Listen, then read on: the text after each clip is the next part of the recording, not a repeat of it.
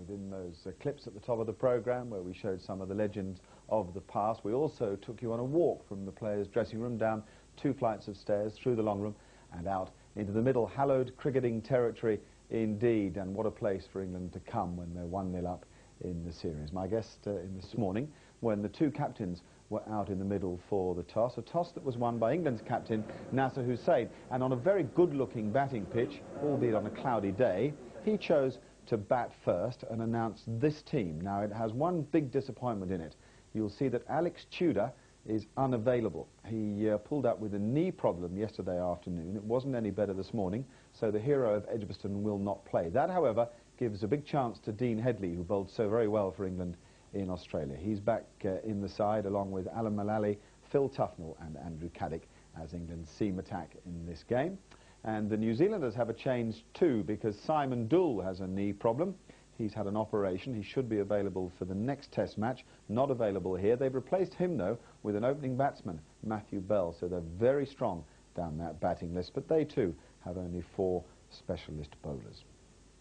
Well, it was Mark Butcher and Alex Stewart who emerged from the pavilion this morning. A fair bit of pressure on Alex Stewart. People are saying that if he doesn't make runs, he may not keep his place in the side. We'll pick up play with the very first ball of the day, and in the commentary box were Ian Smith and Richie Benaud.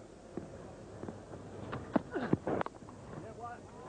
a decent start. A bit of a loosener for Geoff Allott. And off the mark for Mark Butcher.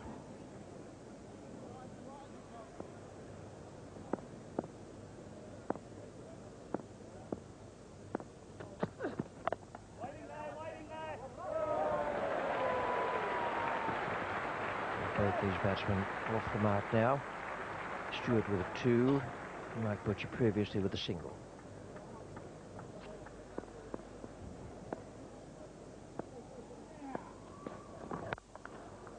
I like that.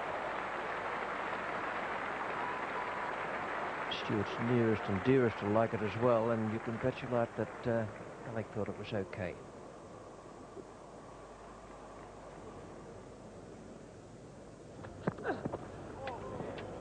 Well, always a good indication just to see the pace and the bounce in the pitch as the attempted bouncer. Now, the New Zealand bowlers won't be encouraged at the way this one died.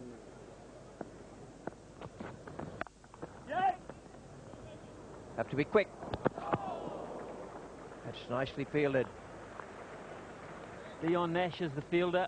He's astray with the throw, but Alex Stewart was a mile short.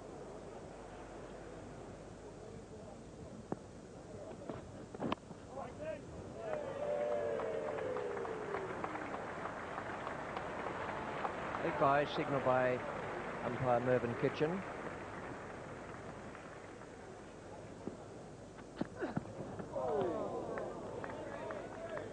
A bit of swing there, but probably the movement off the seam down the hill had most to do with that play and miss.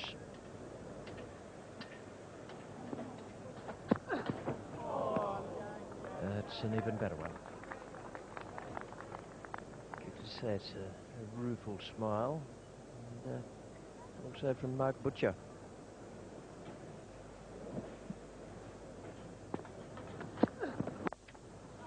Oh, feel it.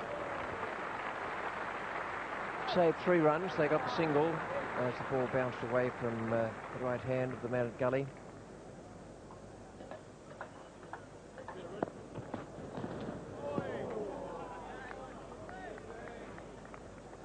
This is when a batsman has to know exactly where his off stump is.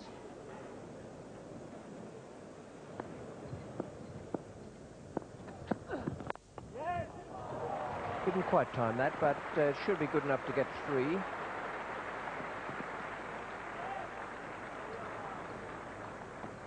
That's good cricket. Might easily have said, oh no, that's enough for 2, but keen to get back.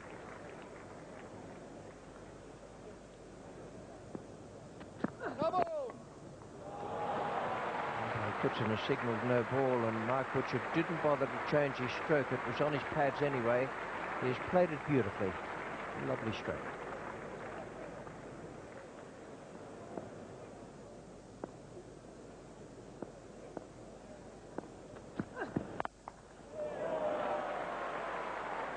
got onto that quickly, you know. I don't reckon that was all that short.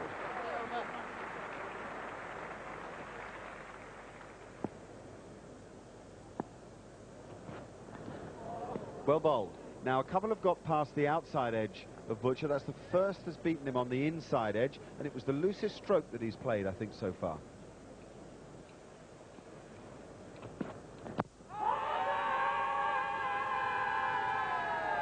Very big appeal, and having no effect on the calm of this morning of umpire Kitchen. What I've brought up for you here is the different grips of Butcher and Stewart. Have a look at Mark Butcher's grip here. He has the top of the handle sticking out, so his hands are low on the bat handle. Alex Stewart, on the other hand, holds the bat very high on the handle, very loose with his bottom hand as well, a bit of a pencil grip.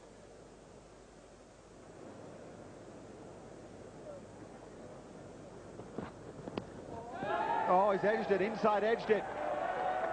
Cairns has struck, and you felt it was badly needed too. Clever bowling by Chris Cairns.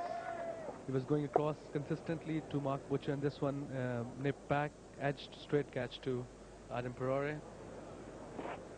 Butcher's gone for 8. It's 35 for 1. Nasser Hussain is the new batsman for England.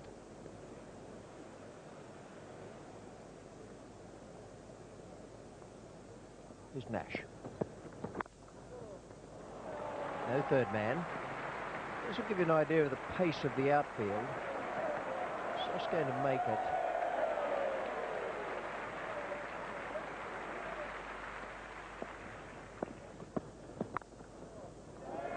They get 4 for that as well. That wasn't as sure a stroke. Just had the feeling he might even have been trying to drag the bat away at the last fraction of a second.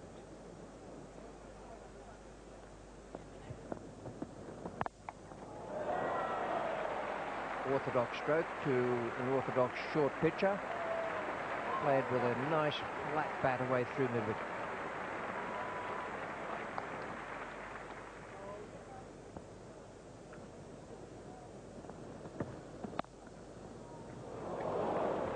.6,000 runs for Alex Stewart in Test matches. He becomes the 9th Englishman to do it.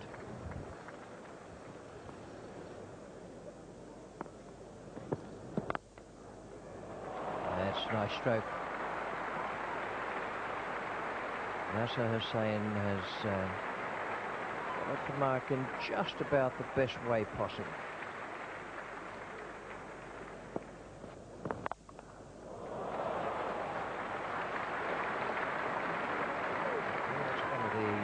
Square cuts that has worked well this morning.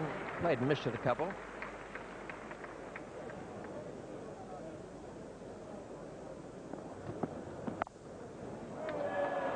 And he's going to have to put a third man in at some stage. That was a perfectly authentic stroke. Just angled the bat nicely. Dion Nash won't think so.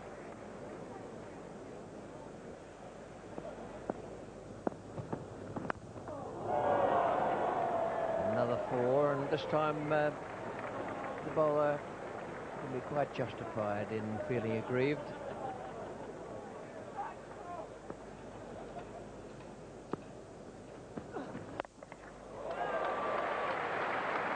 Well, he's got it away in the end. I'm not sure it came right off the meat of the bat.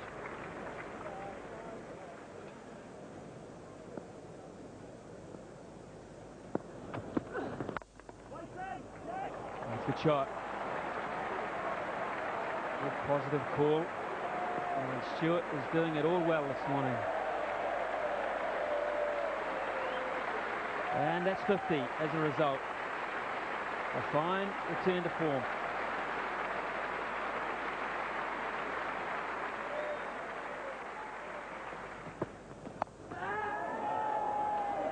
That's an excellent catch from Stephen Fleming. It's been misery for Nash against Stewart until now. He has his moment and Stewart's on his way. So Stewart goes for an even 50. It's 79 for 2.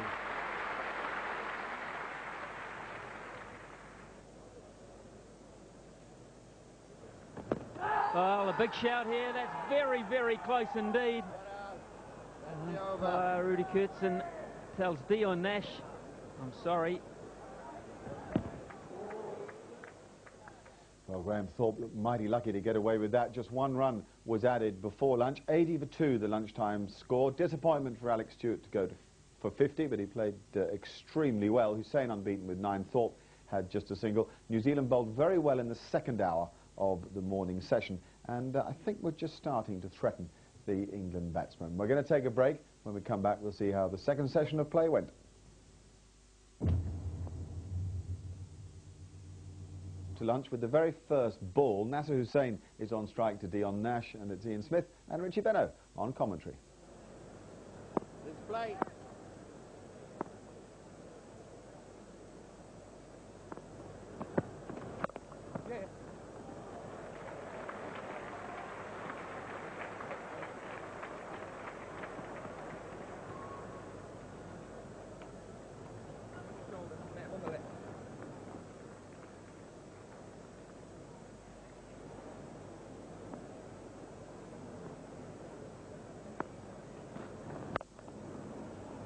No third man, and 4 more. There's been, I reckon, 20, 22 runs gone down that area today.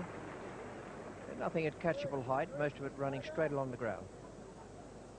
The shake of the head from the New Zealand captain. The England captain is the one to profit here. And it's a shot, he's fully in control of it, hands well above the ball. No great flourish with the bat. He guided it down to that area. He knew it was vacant.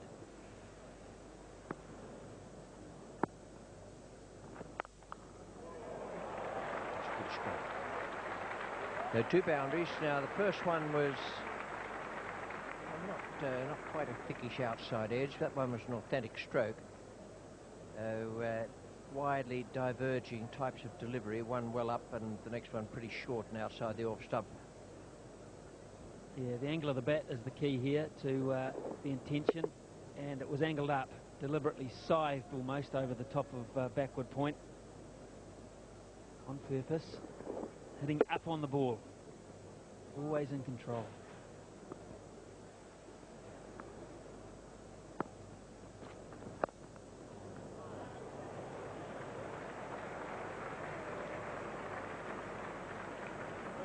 With just a little bit of movement in the air and off the seam, a third man might become a necessity. 97 for 2 and 28 gone.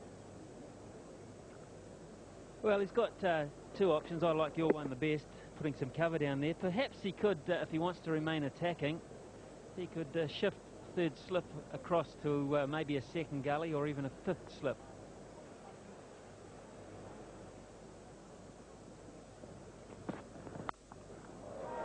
He's so strong on that shot. He's given Australian bowlers in recent years some curry with that particular stroke. Beautifully played shot from Graham Thorpe. Never any great amount of effort in it.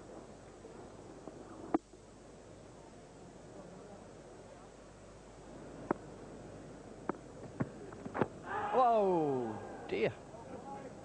That has cut back. It's a stifled, more than a shout. It started off to be 11 shouts. Changed their minds. This is what you call trusting the bounce. And I'm not sure they could do that at Edgbaston.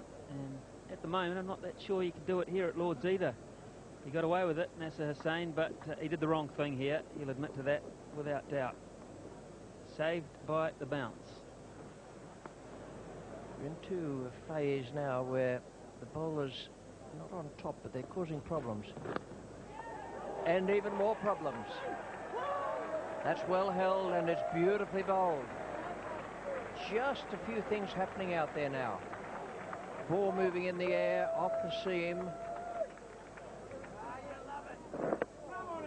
Astle is the catcher, and he's got a good pair of hands. They've done well in that area this morning and this afternoon, New Zealand.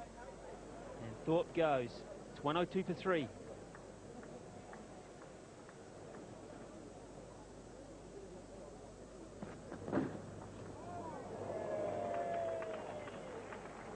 go down as byes against Adam Perore.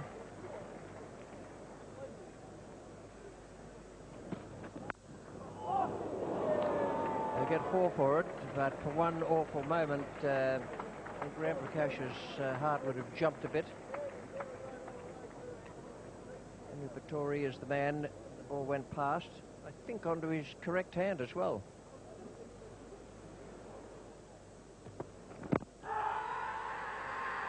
It's out. LBW, the in-swinging Yorker. Once again, he's decided to play this very late. He knows it's angling in. It has to hit him in line if he's playing a shot. And umpire Rudy Kurtzen said yes, that was at least in line with off stump and carrying on to hit the rest of them. And now England find themselves 112 for 4. New batsman for England is Aftab Habib.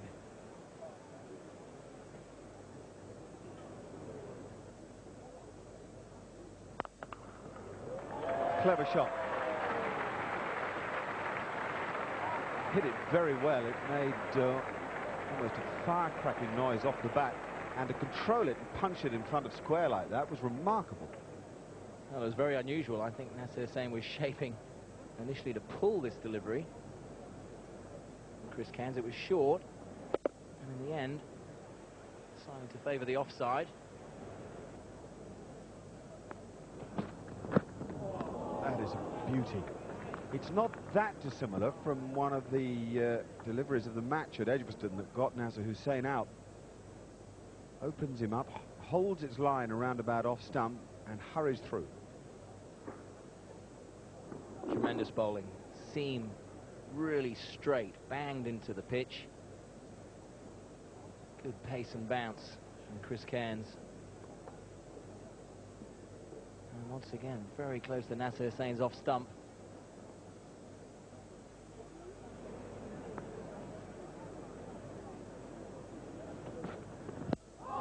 Well, Chris Cairns simply can't believe it. Magic slow ball, did have to have Habib all ends up, so much so that he ended up almost turning his back on it.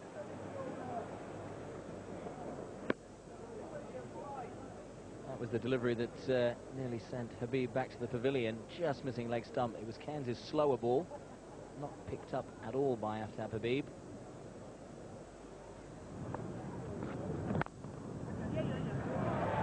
Race away. Oh, sort of half thick edge and half blade of the bat. It won't matter to Aftab Habib at all. It's 4.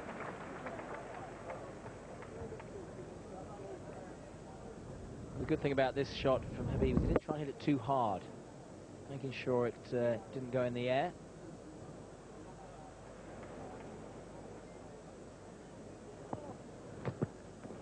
Oh, yeah. What a cracking bit of bowling. This ball appeared to be swinging away and leaving Habib. He's just pitched straight into fraction. A little bit lazy with the front pad, it has to be said. He didn't really get out to the ball. Habib's gone, bowled Nash, and scores 123 for 5. Chris Reed, the new batsman, Nottinghamshire's wicket-keeper. Nasser Hussain's just got to get his mind on the job. He's got to score runs for England.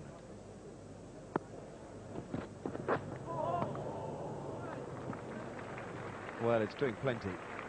Give the batting side their due. This is not easy against two very combative cricketers who are on song. You don't often see a pair of bowlers get it absolutely right, and I really think this is what these two have done since lunch. They've bowled such a good length.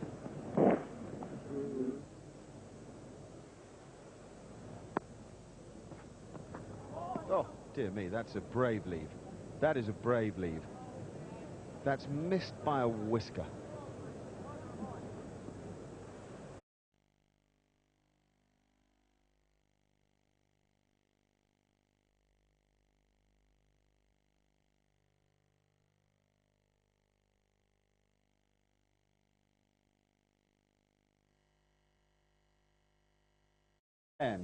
Fall of wickets there, telling you a story of the afternoon where in just 3 runs have been added to the score. Chris Cairns is bowling to Andrew Caddick, and in the commentary box, Wazzy Makram and Ian Smith.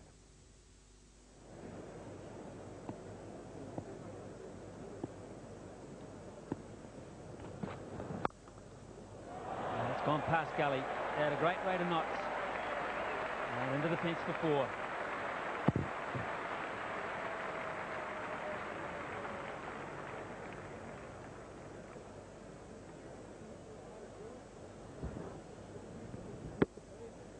It's a good shot.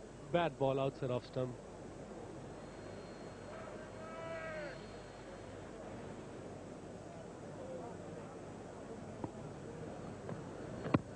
Well, big shout here. Caddick playing across the line. Moving Kitchen, good long look. Pitch right in the middle of the red zone. What do you think, Ian? Well, I think it's pretty close, was.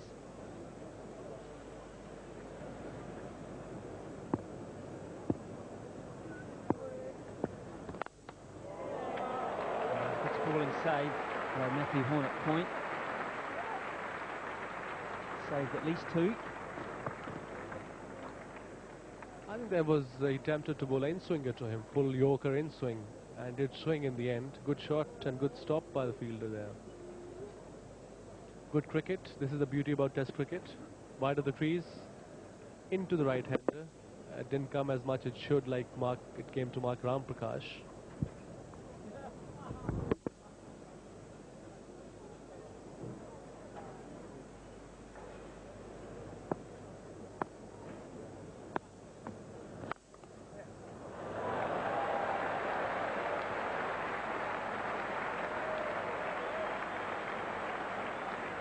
All help. Delightful square cover drive from Nasser Hussain here.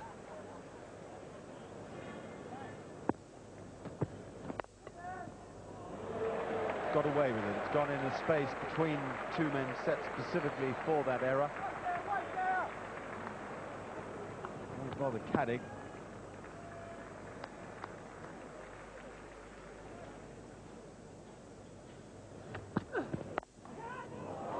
Put it down. Very difficult chance. A chance all the same. A good effort all the same. When we have a look at this one again, you'll see just how much power Andrew Caddick got into this square drive. And what a fantastic effort it was from the gully fielder there.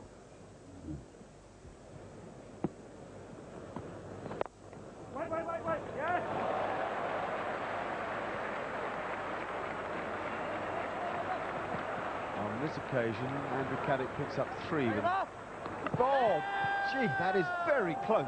I think he's got a problem here.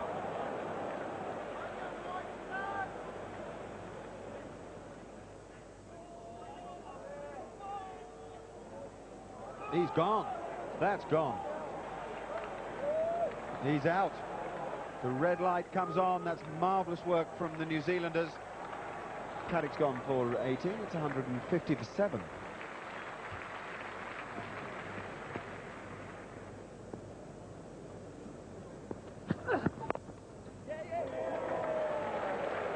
Welcome runs.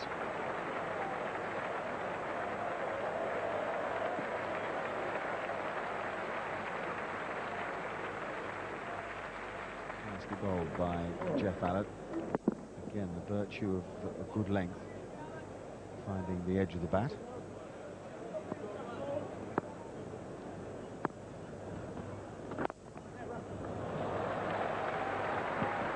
It's nicely played. It's always good to see the cricketer in control of the ball off his hip.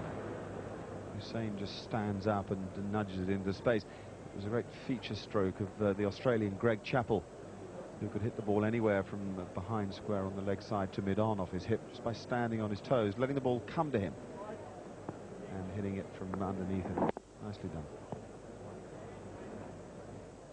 That was the situation at tea, with Hussain playing extremely well. 156 for 7, though, England in trouble despite the captain's excellent effort. There was Dean Headley unbeaten on 4 as well, but it's fair to say that things now did depend very heavily on the captain, Nasser Hussain. We'll pick up play at 160 for 7, and it's still Wasim Akram and Ian Smith commentating.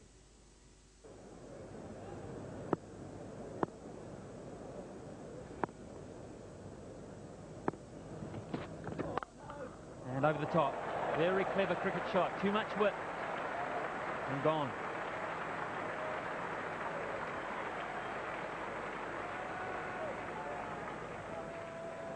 That was a bad ball outside off. Was there to just hit for a boundary. Another big shout this time, Chris Cairns, and up she goes. Mervyn Kitchen says, Dean Headley, you are in front. And he's on his way. Cairns has struck again. He's deceived Headley. And England lose wicket number 8. I think it's a slow ball. Right in front of the wickets. Big out. Good decision by Mervyn Kitchen. So Headley realises he must go. He has been LBW to Chris Cairns for 4. It's 165 for 8.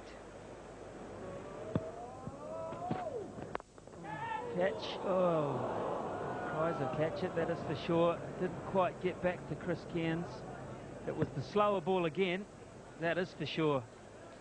And very nearly deceived Alam Malali as well.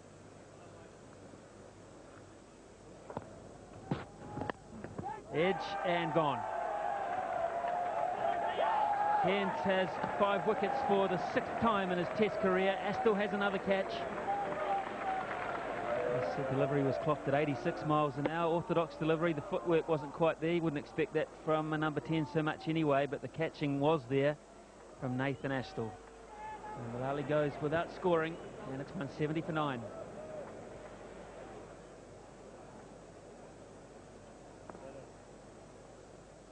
All 5 lights are on. Oh, that's a good shot. Magnificent pull shot. And with that, he brings up his 50. He's made a few for England, but just how valuable has this one been?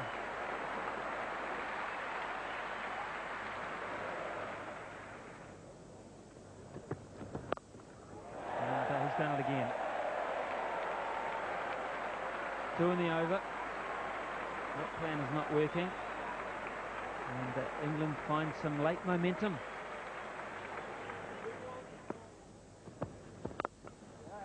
Good shot. He recovers this time.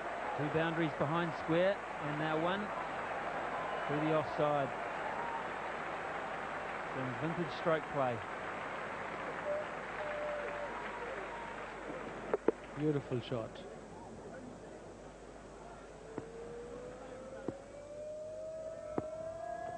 No ball! No ball was the call. There was a touch of something on that. New Zealand is a little disgusted behind the wicket. He has overstepped on many occasions today, Chris Cairns. His figures could have been better. Well, the roughing up of Phil Tufnell became too much for the umpires in the end, because within minutes of that wicket that fell off a no ball, or would-be wicket that fell off a no ball, the umpires took the players off for bad light. A big disappointment, because there was a full house in here at Lord's today, and a double disappointment really for the New Zealanders, who could have polished off England pretty quickly, I reckon, this evening. That was a splendid performance from Nasser Hussain. He's still there, unbeaten with 59, and credit too to Alex Stewart for that 50 early in the piece. Look at those bowling figures of Chris Cairns. 20.2 overs, 1 maiden, 5 for 75 from him.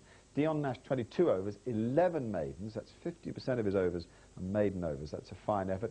3 for 49. You will remember that overnight England were 9 wickets down. New Zealand still had 1 to get. Nasser Hussain had played extremely well. Well, New Zealand got that wicket as quickly as they would have hoped, and indeed it was Nasser Hussain, the man who went. He may feel he was a little unlucky with this dismissal, but it was the deserving Chris Cairns who picked him up, the ball down the leg side.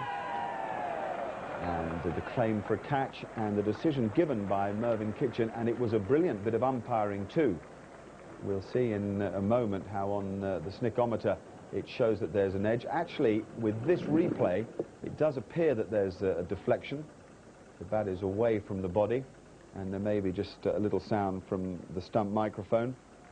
Now, when you have a look on the snickometer and using the super slow-mo to locate ball and bat, about now, you get that huge movement in the oscillograph, and sure enough, good umpiring from Mervyn Kitchen. That then is the England total: 186 all out, 50 for Alex Stewart, 61 for Nasser Hussain, 18 for Andrew Caddick down the order, who ran himself out. That was a shame indeed. And an outstanding performance from two of those New Zealand seamers. Chris Cairns, 21.1 overs, 1 maiden, 6 for 77, and Dion Nash, 23 overs, 11 maidens, 3 for 50. Also 10 overs from Jeff Allott. He wasn't quite at his best, none for 37, and some bowling there for Nathan Astle as well. We're going to pick up play now at the start of the second innings of the game. It's the fourth ball of the first over, and Alan Mullally is bowling to Matt Horn.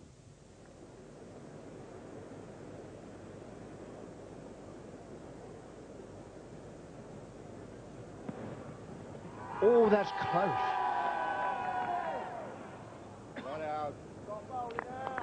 Wow. That's the in-swinger Mullally was looking for. He's kept the ball away from the off stump, and suddenly he's brought that one back.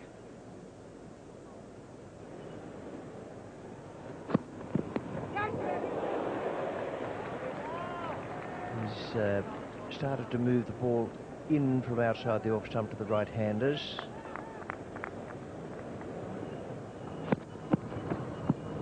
Nice take.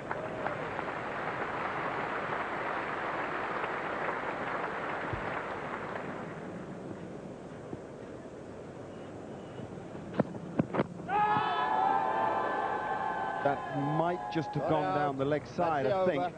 That is the second very good shout from Mullally this morning. That line is between wicket and wicket. Now the ball must pitch between wicket and wicket, which it does. It must also hit the batsman between wicket and wicket, which it maybe does and maybe doesn't.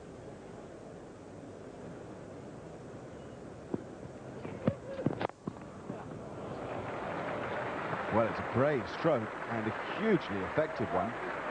Caddick's having a long look with his hands on his hips and is probably thinking to himself, that would have hit middle and leg. Oh, good extra pace. What a good reply. It's a sign of a quality fast bowler. He didn't lose his cool.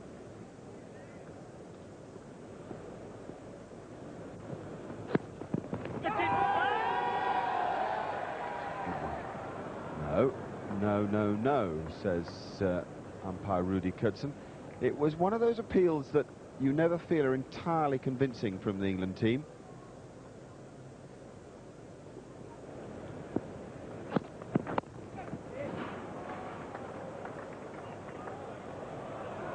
Oh, despairing stuff. It was a brave effort from Andrew Caddick. He didn't make it in the end. We've got Matthew Bell on the left of the screen, Matthew Horn on the right. Very similar in their stances. Matthew Horn a touch lower. But the first movements, Matthew Bell on the left, he just gets his feet moving a touch earlier than Matthew Horn. He has three little movements. Horn on the right of your screen, he's got what we call a forward press as a first movement. The idea to get the batsmen on their toes and then move to the ball. And the key there with your toes is get them moving but keep your head still.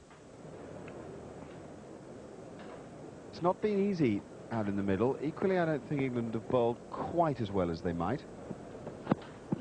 Key is to make the batsman play, which Mullally has done there, and he's been driven quite exquisitely down the ground.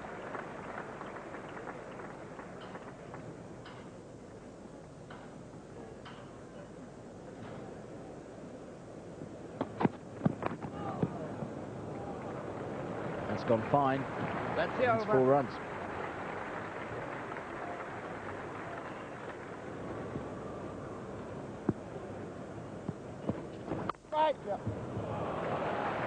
That's a nice risky stroke.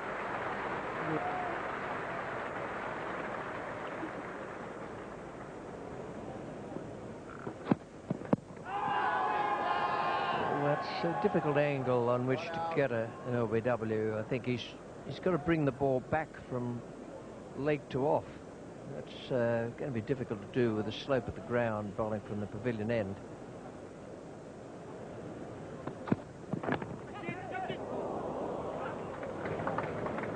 Well, that's given us 4 runs, so it wasn't a chance because Reed didn't get to it. He made a valiant effort to get across it.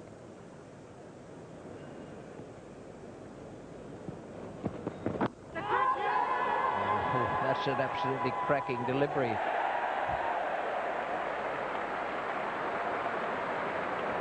This ball from Dean Headley is nipped back in, just catching Matthew Bell on the pad. I think he's given that LBW. So Matthew Bell's gone. First success for England this morning.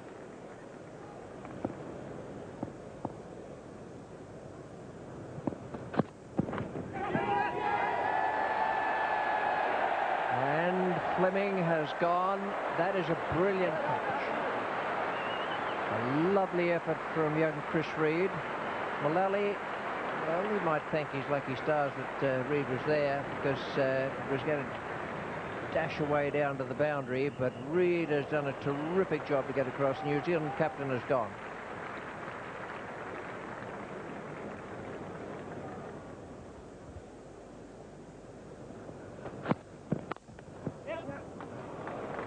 Astor's off the mark.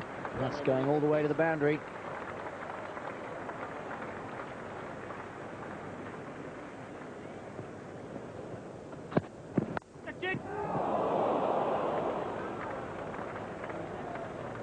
Well, can't have all the luck all the time.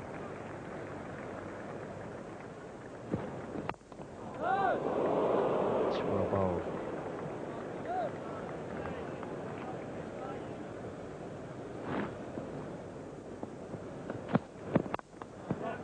Certainly in the zone there for Nathan Astor, in the hitting zone through mid-wicket, and that'll go down the hill for 4.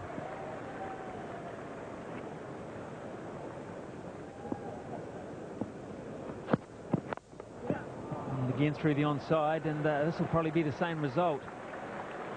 So great force on the shot, but the timing brings 4 more.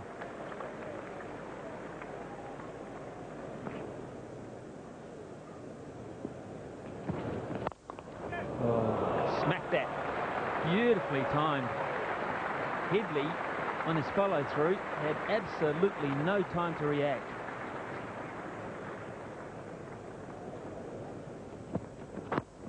Well, that has bounced, and that's hurt.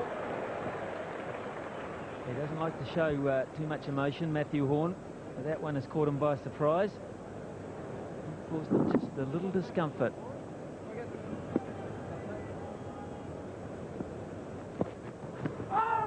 Well, as a result of the previous delivery, forward defensive shot there is more of a prod.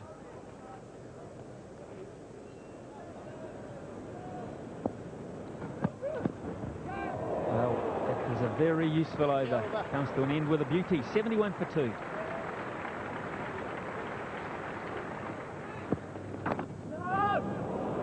And it's got away from Reed. And indeed, it's got away from Caddicat finally. He gets off the bat. 4 more to Matthew Horn.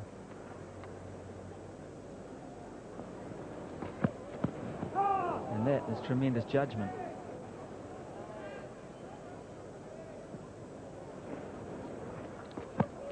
And, belated shout, you'd have to say, from the bowler.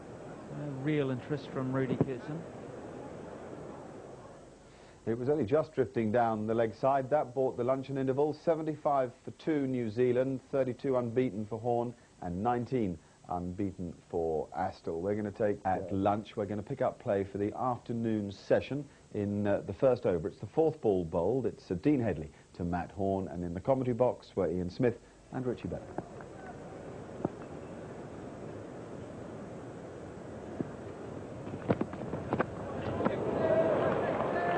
Was quite useful. Well, it's certainly one to test just how good your digestion is after lunch, that's for sure.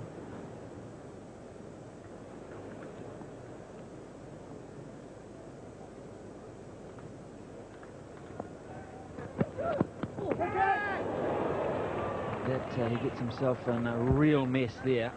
It's not the one he's looking to get him with in terms of the drive.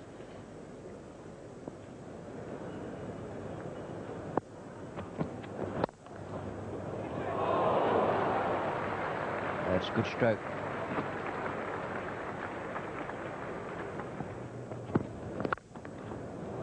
It's the one he looks for.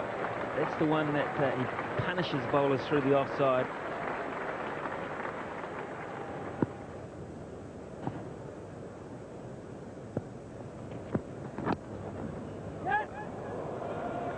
Well, that has bounced well before Chris Reed.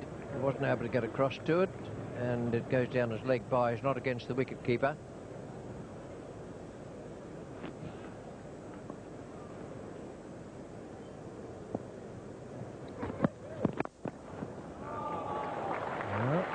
Good stroke. Caddick followed the short run with the well pitched up delivery, perhaps looking for a Yorker. Well, that brings up the 50 partnership between Horne and Astle in very quick time.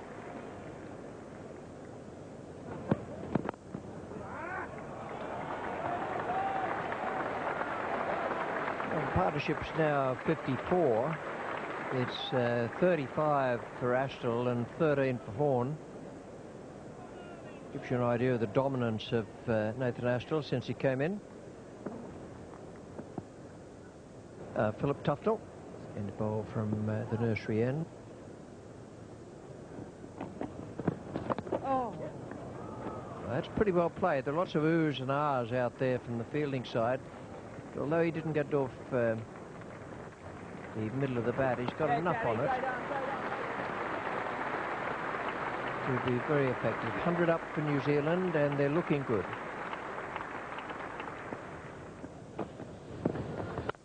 That's a good save. It was worth 4. It was well struck.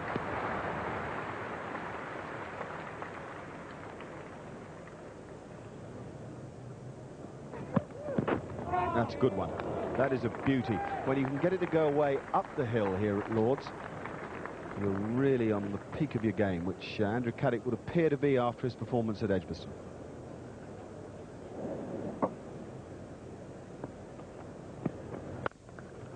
He's got hold of this one.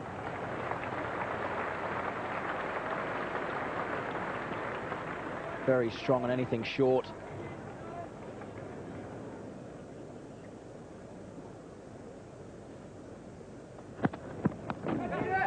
Now, what's that hit?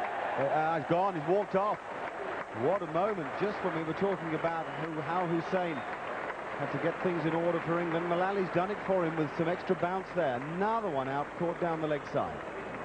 Not too much Astle could have done about that. He's just trying to knock it down, but unfortunately for him, it's hit the gloves and it's gone up. Clear deflection off the gloves. And he just walked straight off.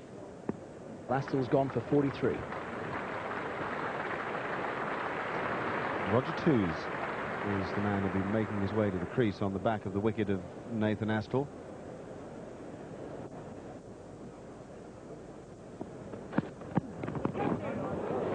Now that will have hurt. That was right on the point of the elbow, or somewhere near the funny bone, as some people might call it. Ouch. He just decided to let this one hit him. Kept his bat and gloves away from it, decided to wear it on the body. And when you do that, you hope it hits a fleshy bit. And if it strikes you near the elbow or on the bone, it can be very painful indeed.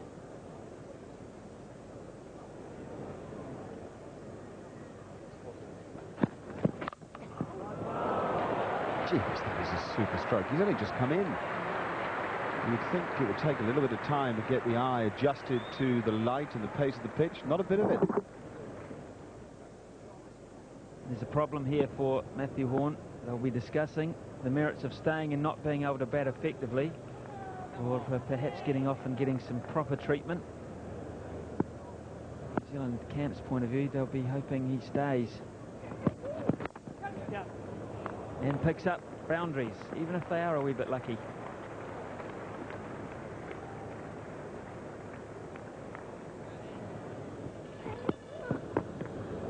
well bowled, well taken. And I have to say, well played. Good cricket all round. Appreciated by the full house. 128 for 3.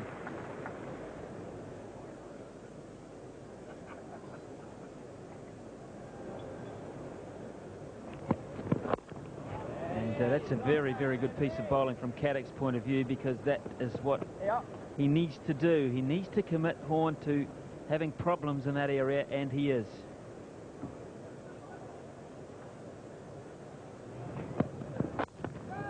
Over the top. There is a man back at third man, but he's too square for that. So Horn picks up 4, and with it, he picks up 50.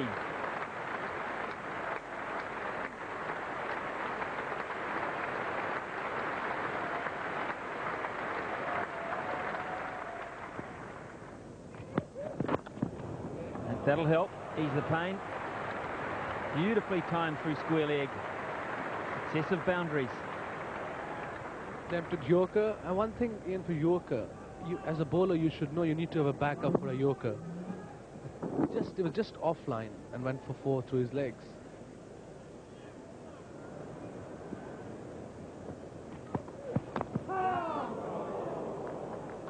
That's a half-hearted effort from Matthew Horn. Certainly it's the arm that's playing on the mind, because the footwork, which has been so sure throughout the day, disappeared on that occasion.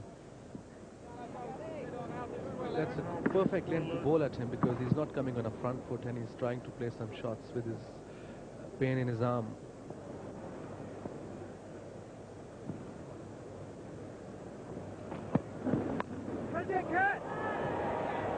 Oh, dropped it. And it's gone for 4. Phil Tufnell is the man out at long leg. It came to him a lot harder and flatter than I think he thought at first. And I'm not convinced he picked it up very well against this bright sky.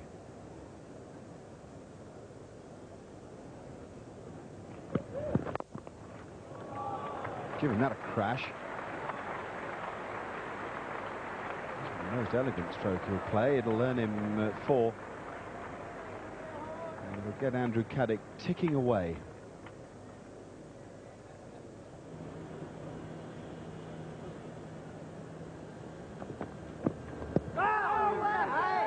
Outside the line, which is why Mervyn Kitchen will say not out. It's worth reminding you that the ball must hit the batsman's pad between the line of wicket and wicket, and it doesn't even nearly do so.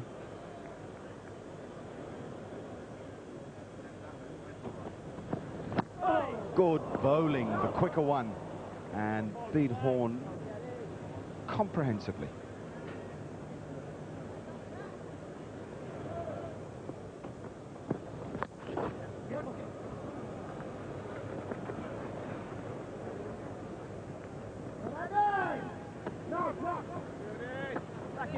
Wise decision not to come back for the third. The 50 partnership comes up.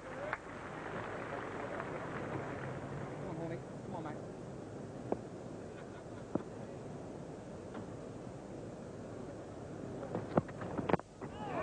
Cracking Yorker.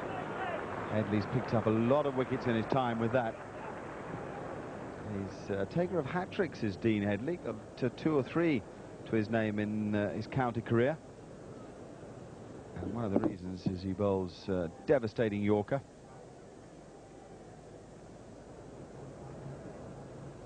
Soon after that last-ditch effort from Dean Headley to break the partnership before tea was indeed taken. 163 for 3 was the score, with Matt Horn unbeaten on 70 and Roger Toos unbeaten on 14. The bowlers hadn't had that much luck. Mullally with those 2 slightly fortunate wickets, you'd say. 14 overs, 2 for 46, and a wicket for Dean Headley. 63 for 3 New Zealand. We're going to pick up play with 3 runs added, and Phil Tufnell is bowling to Matt Horn.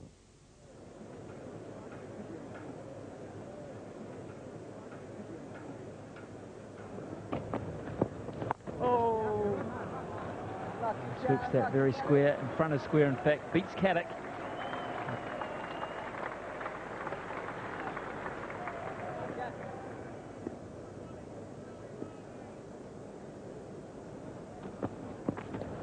Way too run. It's a good shot. Just a little bit short, gave him room, and he picks up 4 square of the wicket.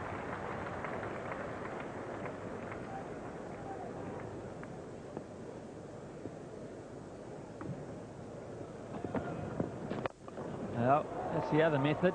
He can smash it down the ground. Wasn't perfectly timed, but he'll take the result.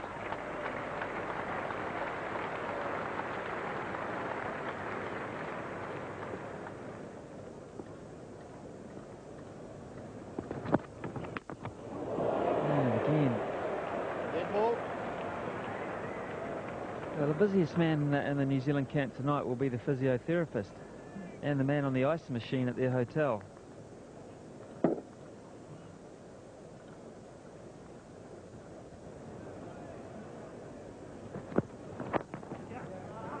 Very good shot. Just drifting down leg side, and Horn cashes in. 4 more.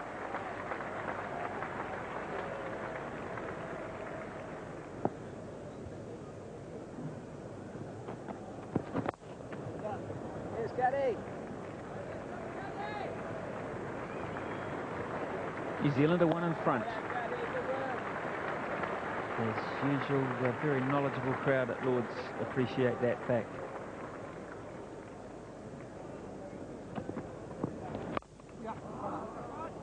Beautiful shot. This will be a challenge for Andy Caddick. A challenge he loses. Runs starting to come quite freely. Here's Mullally, but on at the pavilion end. May have to hurry. Oh, it had gone, I think, gone a mile if the throw had hit the stumps. Never looked a convincing call from Horn. Twos was surprised by it, and Horn had the skates on, but it would have been to no avail.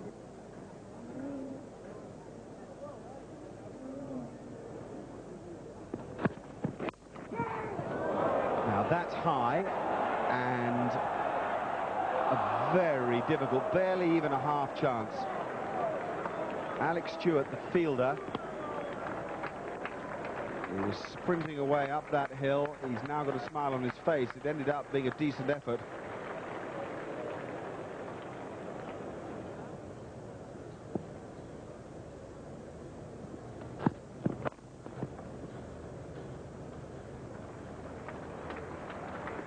And that brings up the New Zealand 200.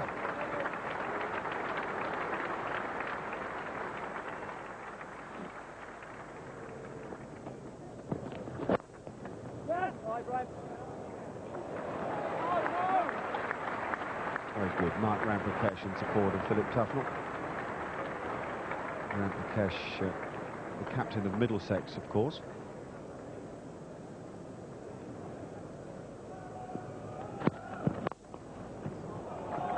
There's nothing too restricted about that. Anything that's up, he's able to play with very good timing and quite a bit of power as well.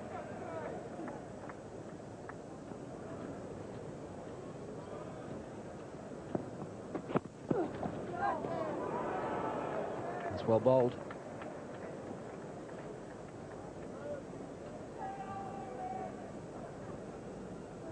Be interesting to see if this delivery from Mark Butcher has either swung late or gone off the wicket. Presented the seam very nicely, nice and upright. I think that's gone away off the wicket rather than swing.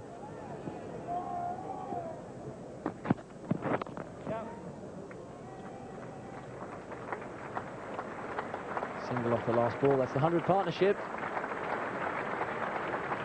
Horn and Twos doing a very fine job for their country here. Batting New Zealand into a very dominant position. At the moment, 95 for Matthew Horn. He's a bit closer to it now.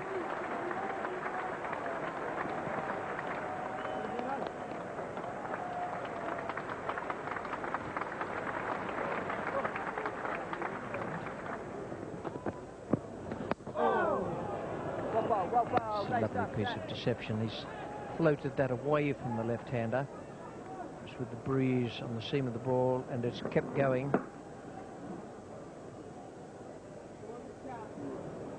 Horn on 98.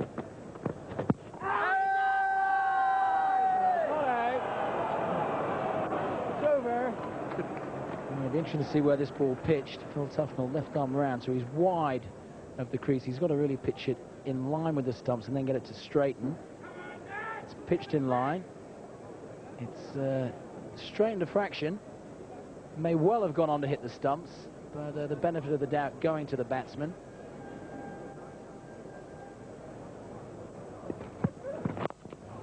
A lovely shot.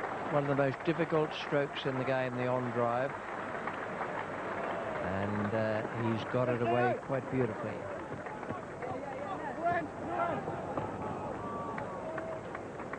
A lot of activity there for 3 runs. Toos has kept the strike. It's 225 for 3.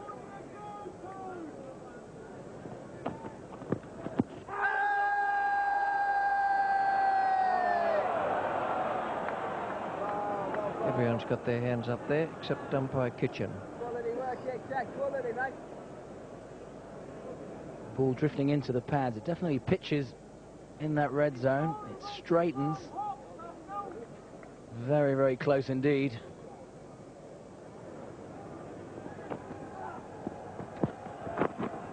And there it is. He tucks it fine. He'll come back for his second. He won't. He'll send Roger Toos back. And he'll stay at the non-striker's end and acknowledge the applause of his teammates on the balcony. Matthew Horn has earned himself a special moment at the home of cricket.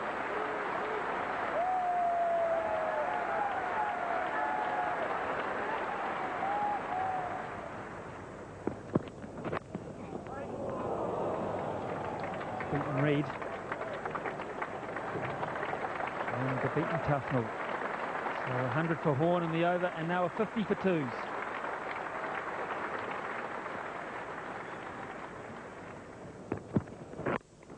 He pulls it away high in the air, and he will be caught here. Caddick coming round, takes the catch. And Headley has the breakthrough. I was overconfident. He has been struggling with his pull shot. As a batsman, you should always know that which is your strength. His strength has been driving or cut.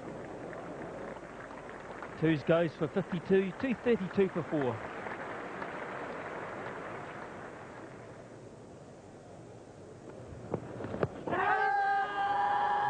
Shout here. Tufnell has given Mervyn Kitchen a bit of a working over in the last quarter of an hour, 20 minutes or so.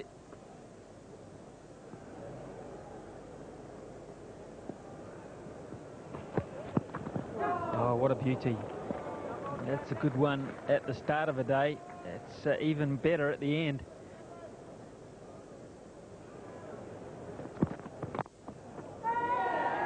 And it's taken. A little nod of the head from Rudy Kurtzen, and Horn's vigil ends. Headley's done it again. Let's just look at this one here. Yep. It's just pitched just before the bat of Matthew Horn. It hits on the way up, hits the bottom of the bat and carries through. Nasser Hussain, that's a good example of concentration late in the day. An excellent catch low down. And reluctantly, Matthew Horn goes.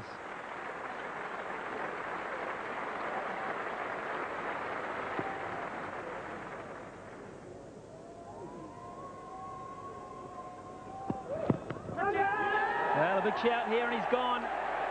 Caddick does it. Just a little touch through, and Chris Reid picks up number 3 for the innings. India, Gaddu succeeded. Look at the length he's bowling at, and India got a faint neck straight to the keeper. Well, those 2 wickets put a different complexion on things. 242 for 6 at the close. Matt Horn gone for 100, and that was a brilliant effort. He was in great pain, as we've heard from Roger Toos. All credit to him for that. 43 to Nathan Astle. I thought he looked to be recovering some form. And 52 to Roger Toos. 2 wickets for Mullally, 3 for Headley, and 1 for Andrew Caddick, who came back and swung the ball late in the day. That bodes well for the morning for England. There's the situation of the match. 186 all out England. Andrew Caddick bowling to Adam Perori, and in the commentary box were Wasim Akram and Richie Beno.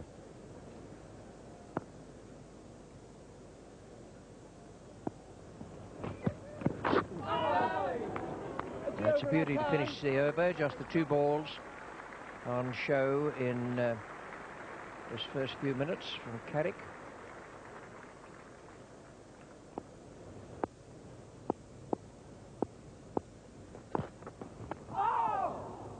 That's come back up the hill to the left-hander. Didn't miss by much. Never quite able to gauge from the shouts and yells of the players because they're sometimes inclined to exaggerate.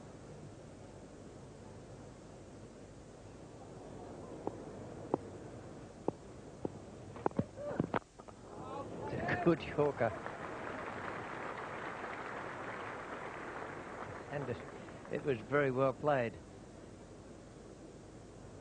Perfect ball to a tail-ender. In the end, he played very well. Although his weight was on back foot, maybe in mind he's thinking, I have to defend every ball to start off with.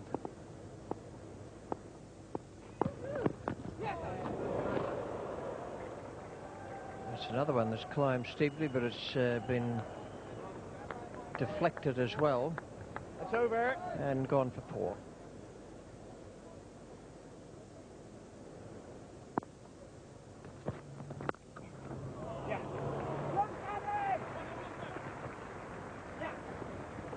That's good running between the wickets. The ball has bounced away from the England captain, who looks as though he might be in a bit of trouble there. Looks as though it got him either on the wrist or just up at the top of the fingers. And it was travelling at great pace.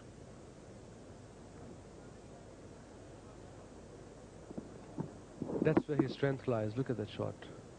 Straight from the middle of the bat. Just misjudged it.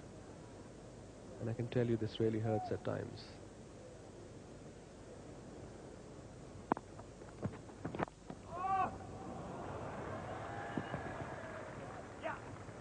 Good running again. Very awkward position to field, Gully. Generally a batsman playing fierce strokes, full-blooded shots. We showed you the slow motion replay. That's how cricket goes to the fielder.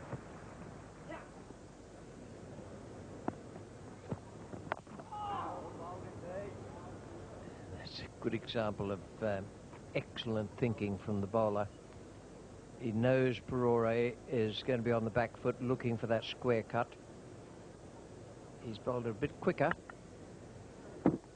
This is the perfect bowling to Perore. Just dip back to him. This line and length is perfect for him.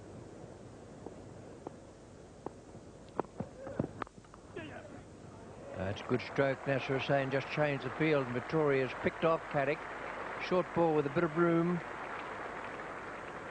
Just allowed him to play a forcing stroke off the back foot.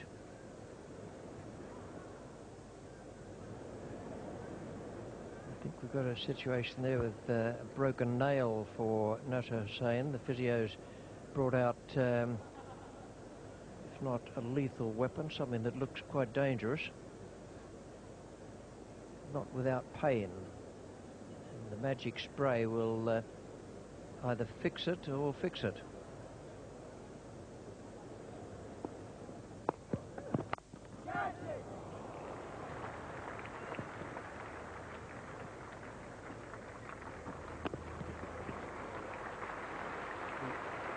Runs are coming easily for New Zealand. And the only reason Andrew Carrick is bowling both sides of the wicket. Dean Koska, the 12th man, is on. Nasser Hussain has had to go off for some treatment on that injured hand with the nail ripped. Needs a bit of attention.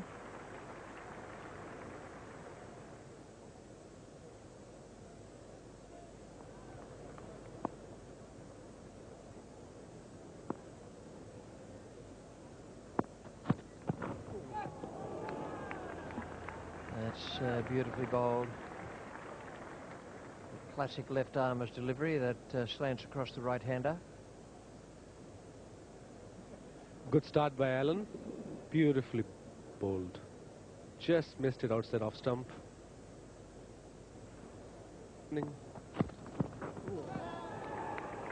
And once again, very well bowled bit of extra pace in that.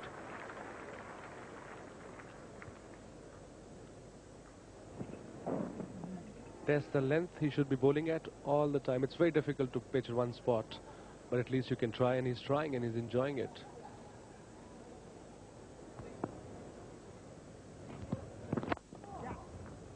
It's a very good cricket shot indeed. The on drive executed brilliantly by Adam Parore. Just easing onto the front foot there, the wrist coming into play.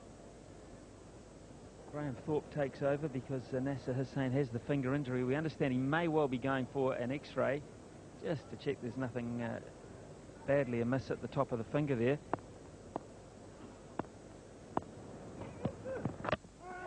Bowled in.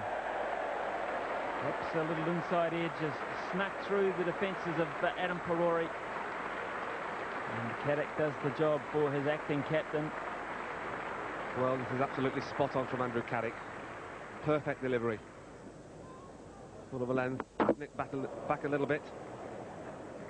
Adam Parore is caught on the crease. And isn't Andrew Caddick delighted? Parore gone for 12, 275 for 7. Chris Cairns, 6 for 77 with the ball, but a new job on a new day. Just looking at the advantage of having a left-arm over bowler, Alan Mullally on the right here and Andy Caddick on the left.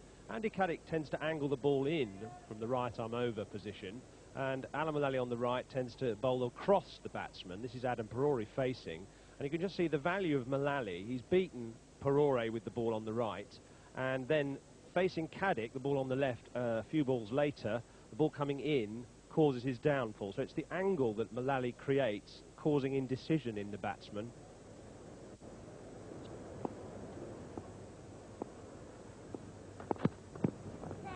This is good bowling because they're now bowling to a plan. Now, we suggested the field set a minute or two ago, James, and that's the one I'd have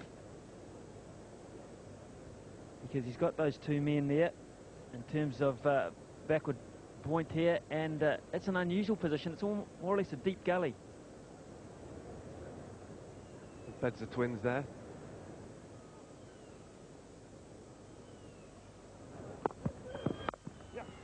And this goes through that point area we've talked about. And for 4. Well played, well controlled.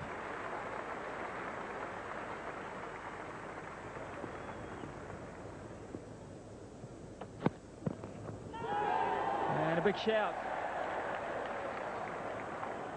And no reaction at all from Rudy Kirsten. They're adamant, England.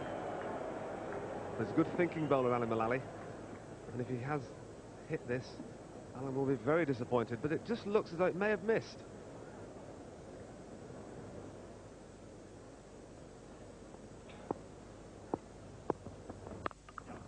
Ah, yes.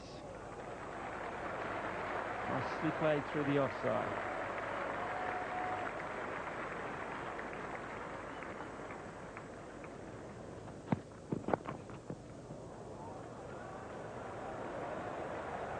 I think anybody expected that to race away for 4, least of all Alan Mullally. Here's Headley. That is it.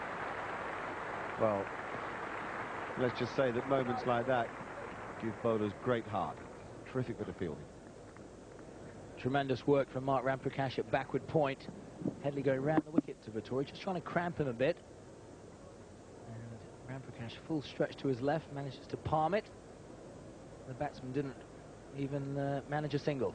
Great work.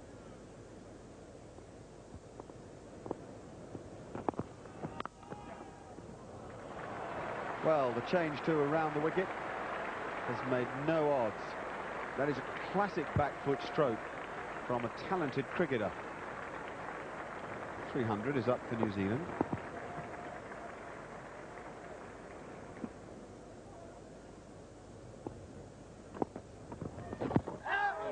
Close, very close, says no, does Mr. Kitchen, but he will have said no having given that a long, hard look.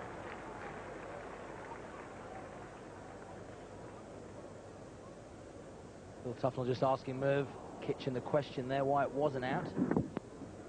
It's turned from outside off. A big appeal. He kept it going. Now, on the snickometer we use, now there is the nick onto the pad, and it shows up on that snickometer, the nick first and then the thump of the ball on the pad. That's an excellent decision from Merv Kitchen. Graham Thorpe has taken over charge of the England ranks because Nasser Hussain is in hospital and has had an X-ray, and we have news of it. Come to it in a second. Absolutely no need to run for it. Short and wide and hammered. There's the view that the physio took of things, and having decided to offer some protection in the end, Hussain went off for an X-ray, and the news is not good. He has a fracture of the middle finger on that right hand and is likely to miss 3 weeks of cricket. He won't field in this match. I love watching Chris Cairns bat. He's positive, very strong.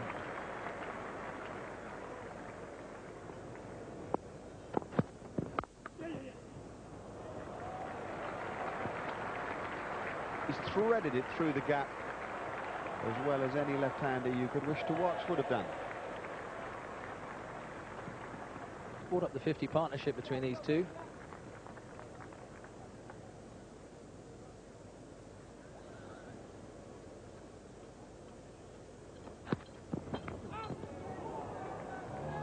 Ideal bowling.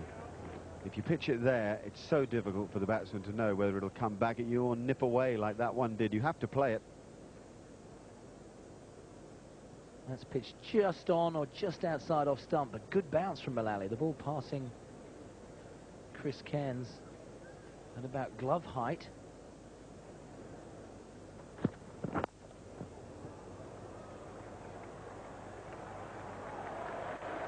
Mullally has gone past the outside edge on a number of occasions, but he's also bowled some pretty loose stuff this morning.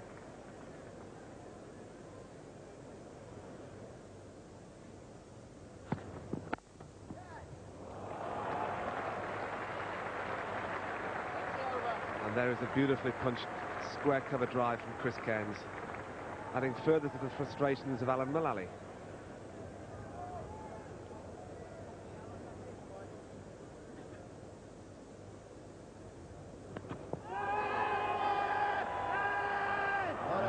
That either. It just about cut Cairns in two, came back down the hill. Very well bowled, but a disappointing result. They really have had a splendid morning, those two boys.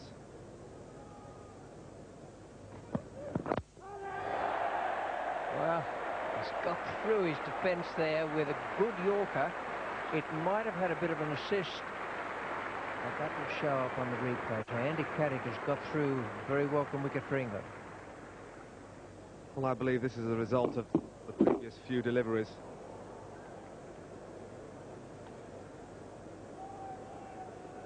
First, one short of a length, which cut him in two and was an appeal for LBW and caught behind. Then the bouncer, next ball, which he ducked under, and his feet weren't really moving by then, and he fired in the Yorker for the third delivery and knocked him over. It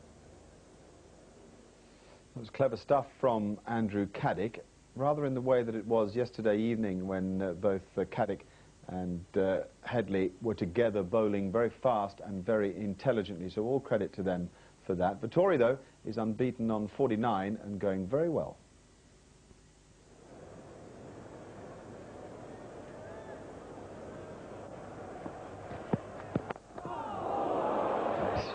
Good Yorker. He's kept it out, but oh, what a good delivery. Exactly what is good to give a new batsman.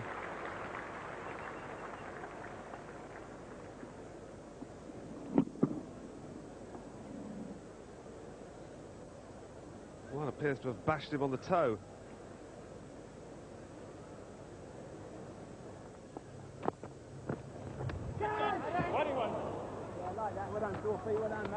Well, he's tying him in knots.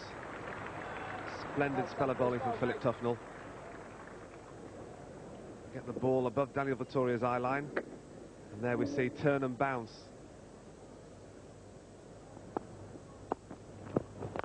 That's a wonderful stroke to reach your 50. It was premeditated. He was on his way down the track just as Tufnell let go of the ball. That is a good half-century from Daniel Vettori. 20 years of age, his third Test half-century. He put in as a night watchman last night.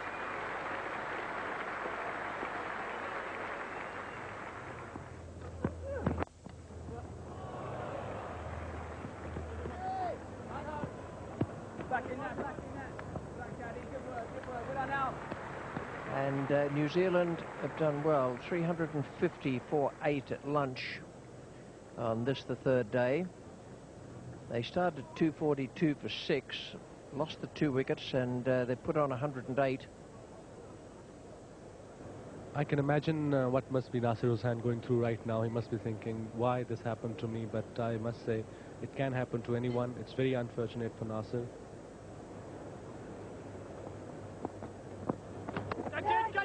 And Cryers catch it, and Vettori goes.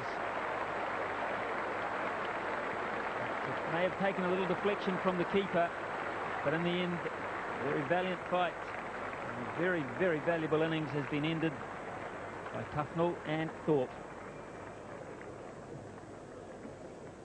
It's a perfect length to bowl at, just drive length through a tail end, and he had to go for it. He's playing on 50, his confidence is high, and good catch in the end by Graham Thorpe, the captain of England side at the moment. Vettori goes for 54, New Zealand now 351 for 9.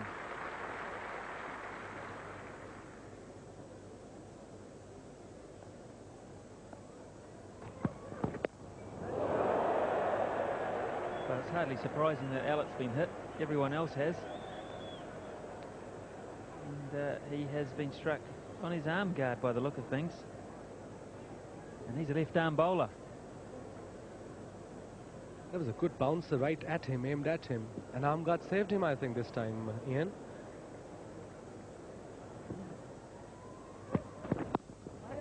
Again.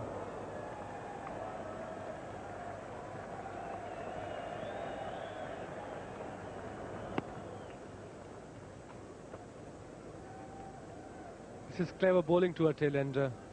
I understand that he can't bat, but at this level, you can't just make this excuse that don't bowl in bounces because he can't bat. This is Test cricket, that's what it's all about.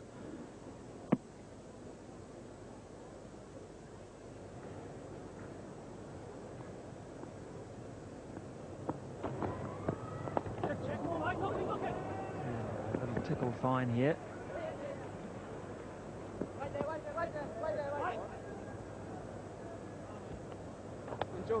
Good thinking by Dion Nash, only 2 would do.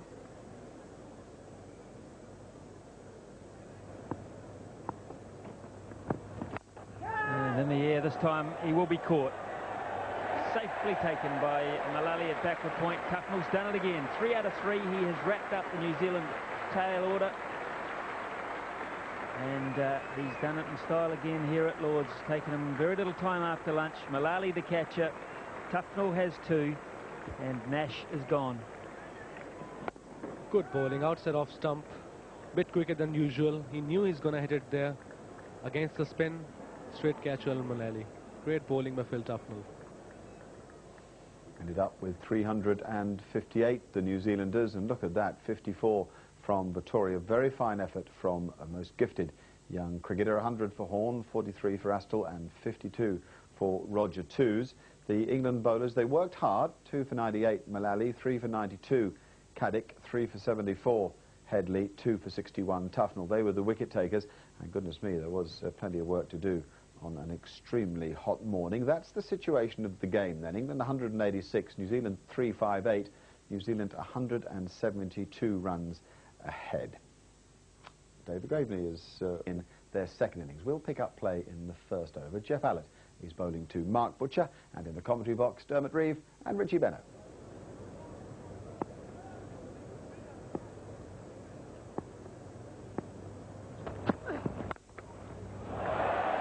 Nice stuff.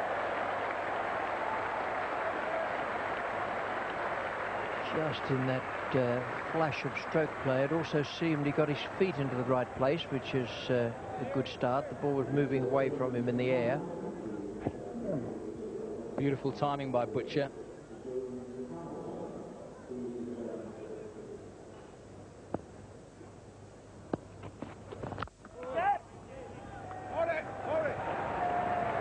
Alex Stewart on his way. Nice quick single.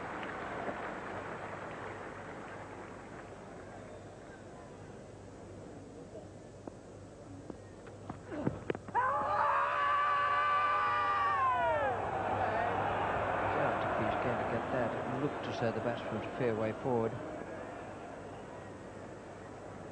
Well, this delivery definitely had the right shape from Allott for an LBW. It swung quite late and back into Stewart. But he's got a decent stride in, and you'd have to say that's a bit high.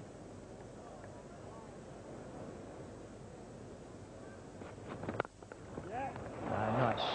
Never seen too many of those from Alex Stewart in recent times. It's a mark of a man in form when he gets that stroke away through mid-wicket.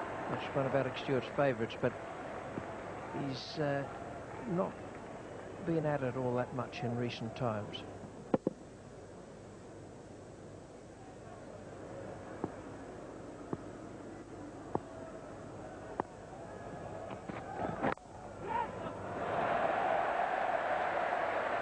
That's 4 runs. Through the gap between slips and gully.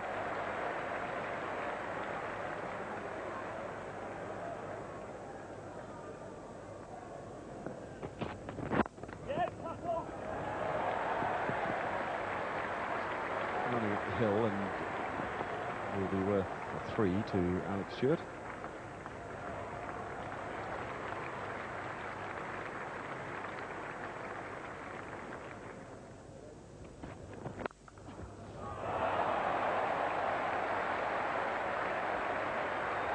Played that stroke a couple of times, and none have been less convincing than the other. It really is good off the back foot in that region.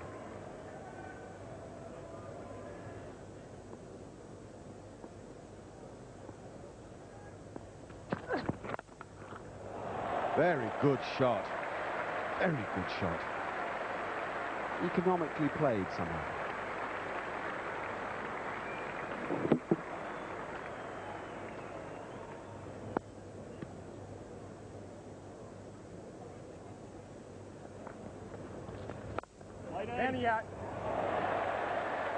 A good bit of timing. It's great joy when you bat at Lords to see the ball race away down the hill to the mound stand.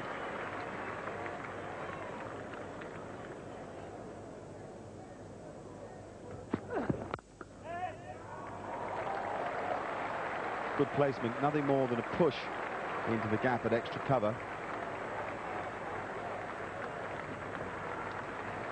Played so tidily that it was well worth the 3. This is all the confidence he's got from first innings. He just blocked it and went for 3 runs.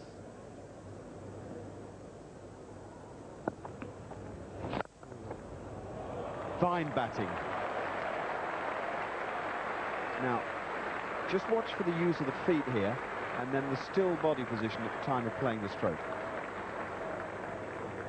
And the reason it's with the spin, he played with the spin into the gap.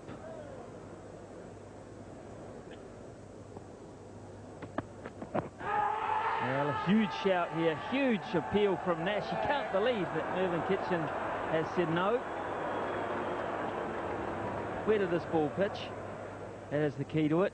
Did it pitch in line with the stumps or outside leg stump? It pitched outside leg stump. End of argument. Say no more. Merv Kitchen got it right.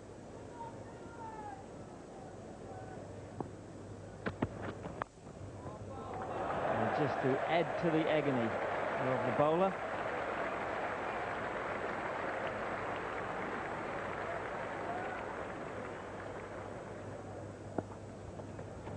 Oh, that's a great shot. Beautiful placement and timing. Down the hill, no hope for mid-off. Tremendous finish to the over for England, 49 without loss.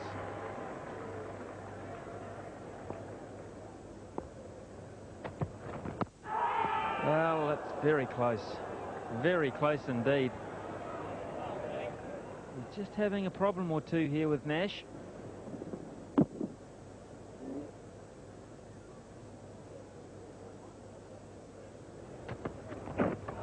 Oh, that's a cracker. Nearly got hold of a bit of bat.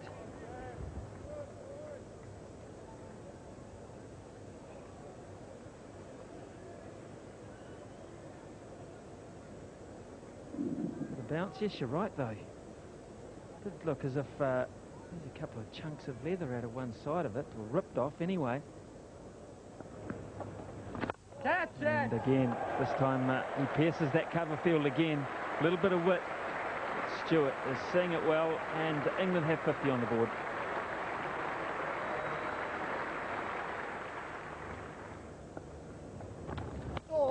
That was the first error, I think, technically, that Alex Stewart's made in the second innings.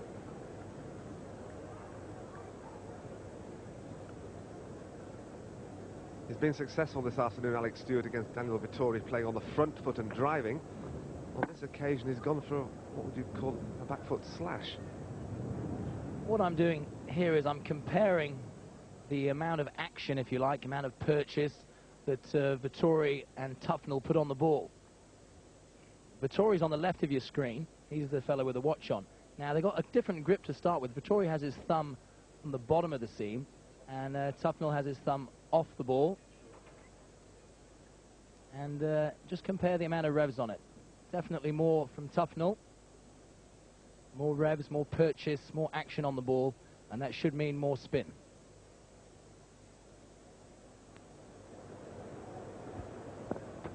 Wow, it's a no ball, and it was a beauty. There's some late swing here. The old Yorker again, says Alec.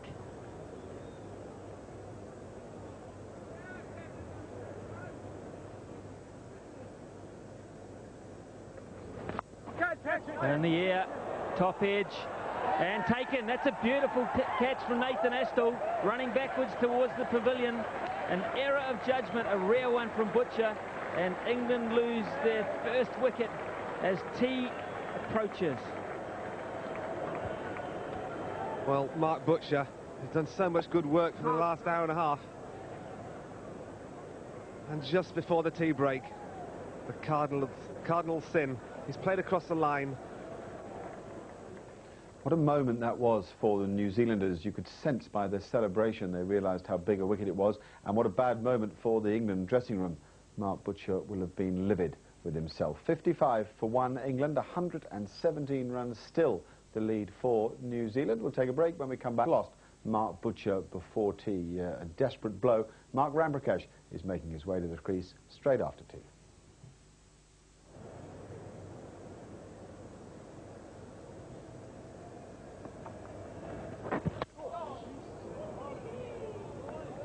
Over. Cash is having problems with Vettori, and this is why. I think it's the footwork is not quite so sure. In the end, he goes nowhere there.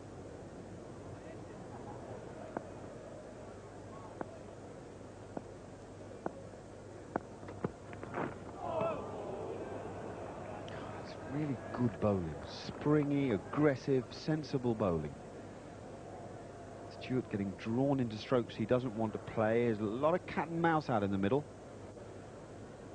From both ends, from Vettori and from Nash.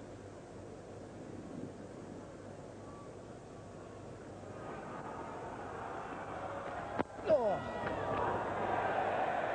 We got past the outside edge of Stewart's bat last over with a beauty. That one is just jagged off the bottom of the bat, according to the umpire.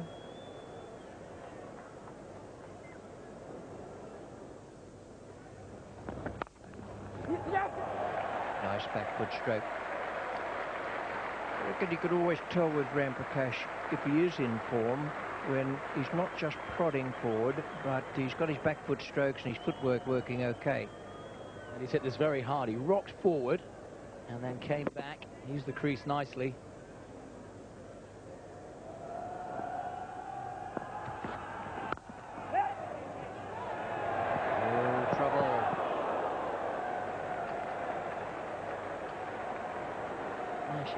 quickly. And Ramprakash would have been on his way had it hit.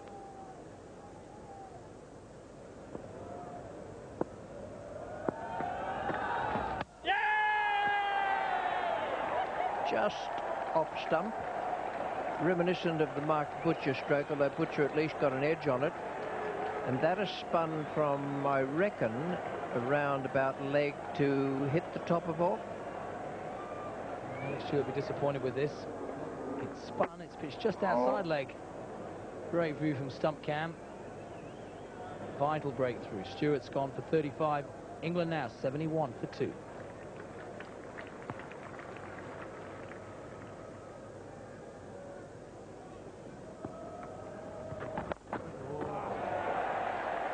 Thorpe's away.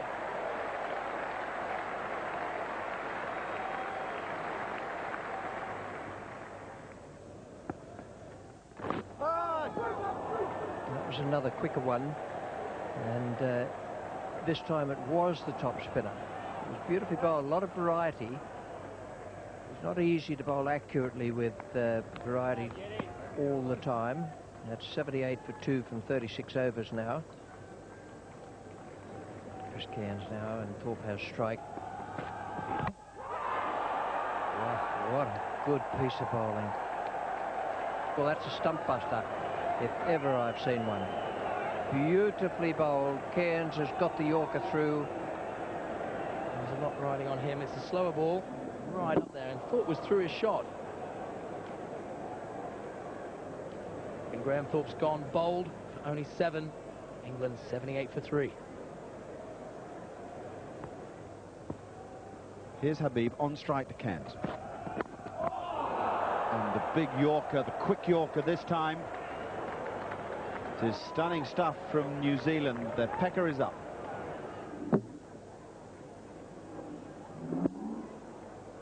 Big test for Aftab Habib.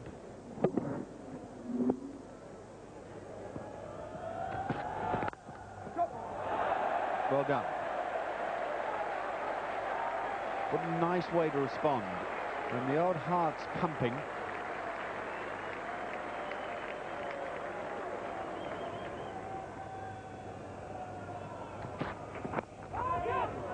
Oh, he's lucky to get away with that. Very lucky to get away with that. He'll get 4. Only by the skin of his outside edge.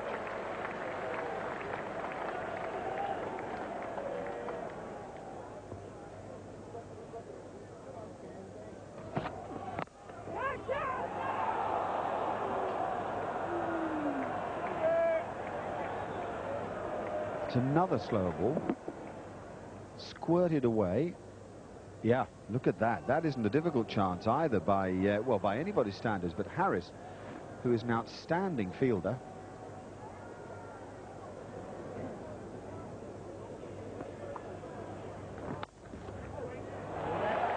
Beautifully played late cut. Real control over that. A lovely little roll of the wrists.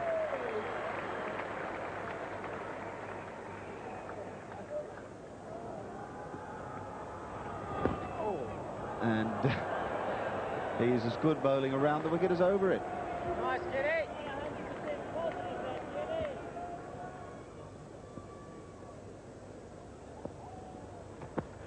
Wow, that's a beautiful piece of bowling. There was a Macron a moment or two ago said Nash was trying to set him up.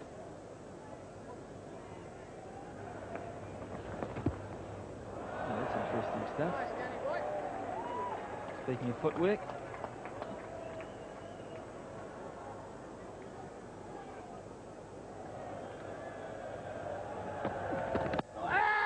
Big shout here. He's given in. The bowling changes worked. Very, very fine catch from Adam Parori. It was quite wide. And Astle does the trick. Very wide. And he got a good chunk of it too, Mark Ramprakash. He knew. Good bit of work by the New Zealand wicketkeeper, Adam Parori. England deep in the mire now at 97 for 4. Well, interesting here for England. The new batsman is Dean Headley.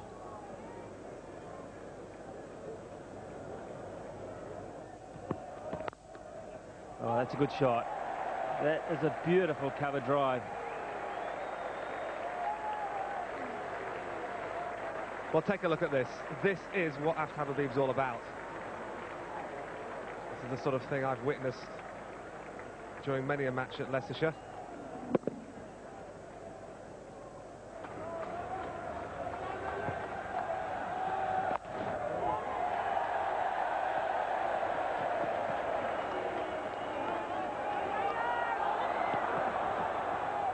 Well, there wasn't a great understanding there. Headley got back safely in the end.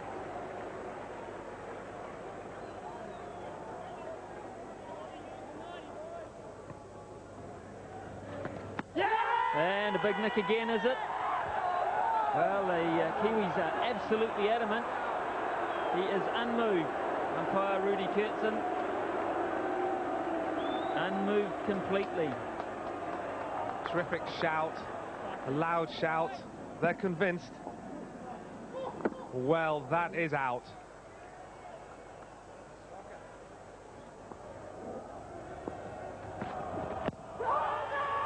And a big shout too. It's the slower ball. You can see it spinning as it comes down. Pitches outside the line of off stump. It's a flush on the pad. May well have been angling down leg side, James. That perhaps, for me, is the only saving grace. He's not that far down. He's a tall man. Well, England could easily have lost 2 more wickets. No doubt about the edge that Aftab Habib got, and Dean Headley very lucky to get away with that LBW. 107 for 4 England.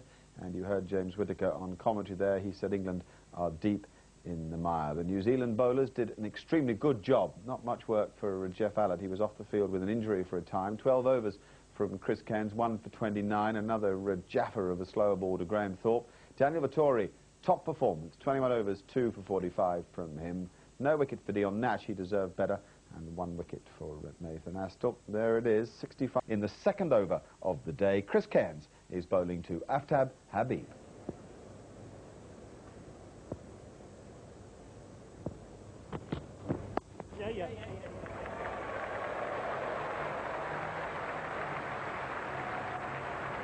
And Habib scores the first run of the morning.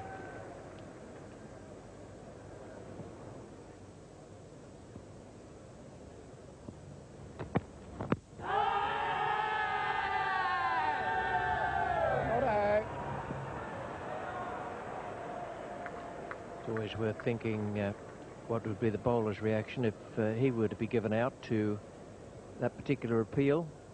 I suggest Dion might not have been all that happy.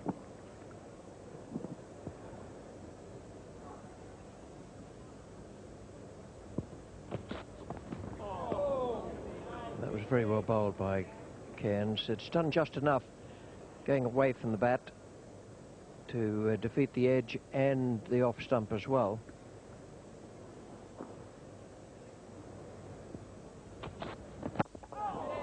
That's a great Yorker.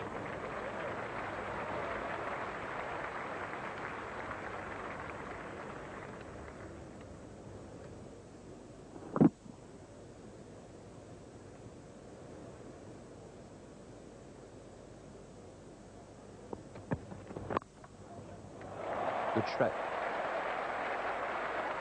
Nice one from Headley. He kept himself over the top of that, played it well. That is the reason, though, those 2 gullies are in for Chris Cairns when he bowls at Headley. That's the stroke. He gets away through that gully area, plays it well, but sometimes it does go a little uppishly.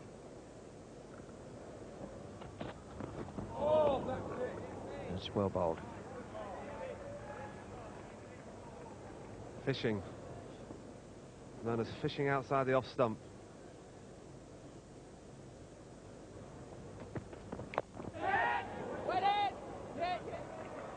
Looked as though it was inside edge and body, and frustration written all over Dion Nash's face. He's done exactly what he wanted to do.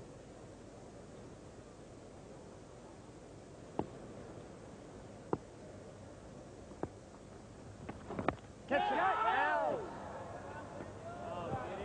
ball was a little eventful. sign from a young bowler is getting it on the spot straight away. And this is exactly the line and the length his captain wants him to bowl, and he almost brought his captain into play.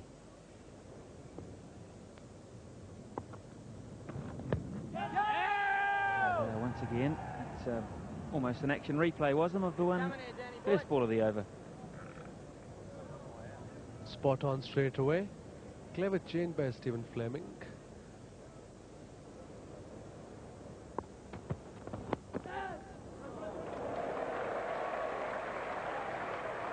And the boundary. A little fortuitous, but England will take them all.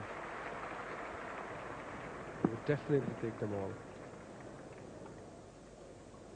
35 minutes gone, and England remain intact this morning. 4 for 119. Well, a big shout here. A lot more confident from around the bat, that's for sure.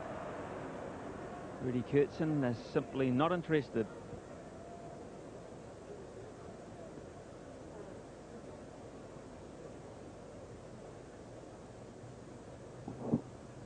Nowhere near. Very good shot by the fielders and by the bowler. Good pressure umpire.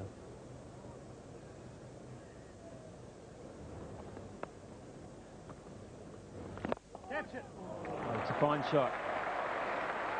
Very fine shot by Habib. He waited and dispatched it beautifully.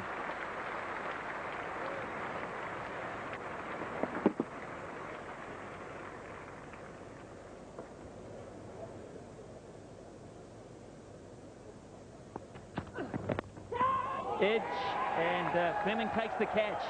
It carries through low to the New Zealand captain. And Allett, yes, he gets his first wicket, and the breakthrough has been achieved. It's typical left-arm delivery going across, and he attempted for a drive. He was playing fine when he was defending, and suddenly he decided to have a go at it and went straight to the captain, Stephen Fleming. He is happy. He should be. He fought hard, Dean Headley, but he's gone, and England are 123 for 5. The young face of Chris Reed has arrived in the middle here at Lord's.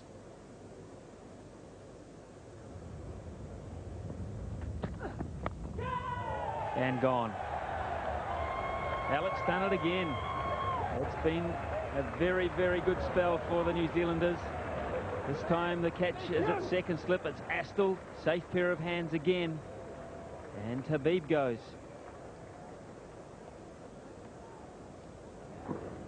Allett has been very effective this morning, just angling it across the young man who plays once again just a little away from his body. Carries through at good height to Nathan Astle. Good pair of hands. Let's just see the height here, and just pushing away again from his body. And a genuine edge, well and truly taken, much to the delight of the New Zealanders. England are 127 for 6.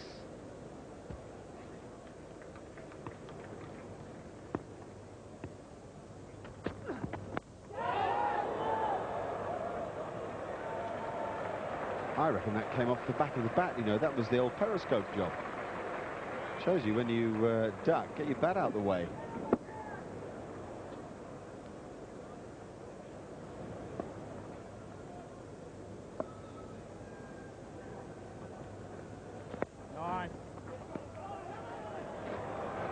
Gee, I reckon he'd have been in trouble if he'd hit there.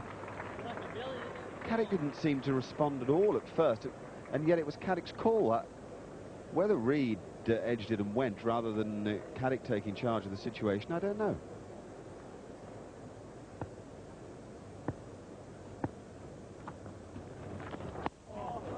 Nice, Kitty. Looks like they might finally be learning, boys.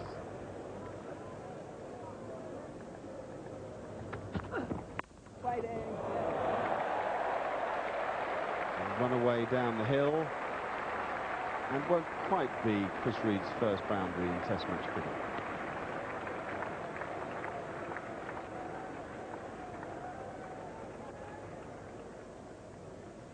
Well, most little fellas have got to be pretty good players with the short ball, and Chris Reed showing good balance.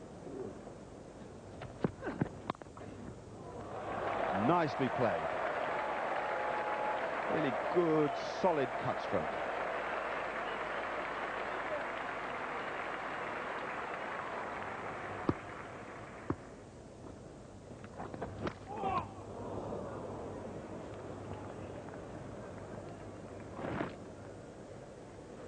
This is very close indeed. Occasionally the ball doesn't pitch in those rough patches and it goes straight on.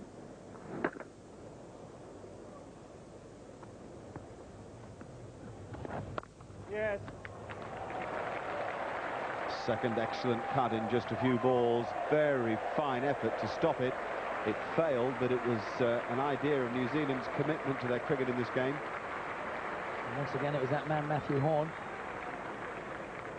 England now 142 for 6.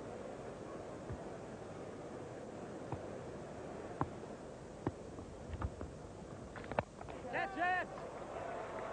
Well, he's tried it. Didn't get the height he wanted.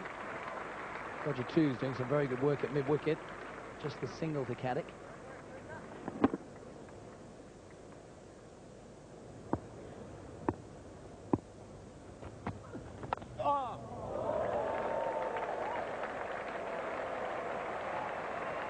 Overhead him out of bounds there. Wasn't a chance, it didn't carry. That will frustrate the New Zealanders just a tad. He walks back 12 paces, and it's only about half a dozen before he gets into delivery stride. He's on his way back. He just managed to move the ball both ways. He's had the one that found the outside edge in this over, and then the one slanting there, quite possibly down past leg stump, or close to it. Yes, and I think that's exactly what Mervyn Kitchen has just said to him. Just missing leg stump.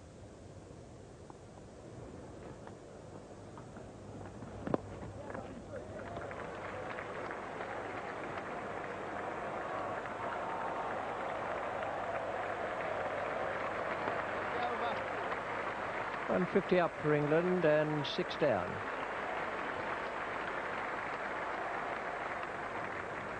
A new ball being taken.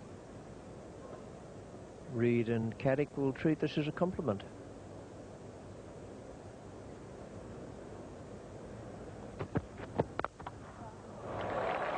It's a good stroke.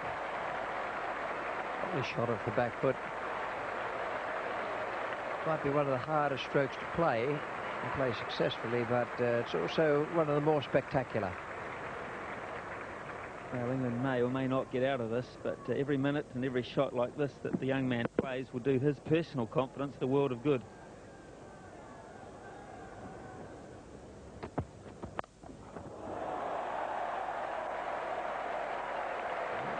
Back foot through the covers, and then might just have guessed the next one would be short. That was a fearful belt away past square leg. Two great cricket shots in a row. It's beautifully played because he rolls his wrists over the top of it at point of impact. So the ball then goes down, keeps his eyes firmly focused, his head is in line with the ball.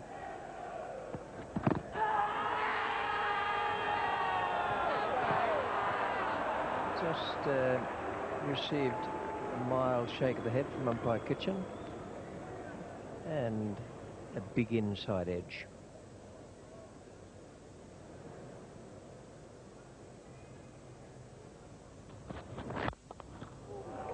Good stroke.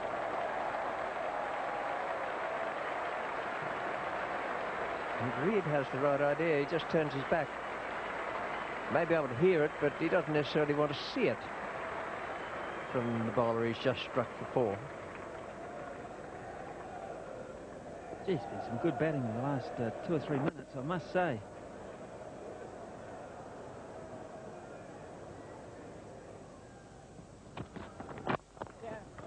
Lovely shot. It's beautifully played. Only get the single for it, but it was a class stroke. Nice roll of the wrists on full length.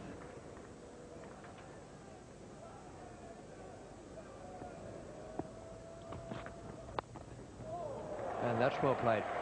A good roll of the wrists on that stroke. Ball bouncing a little extra outside off stump. A hard ball, second new ball. Caddick played it well.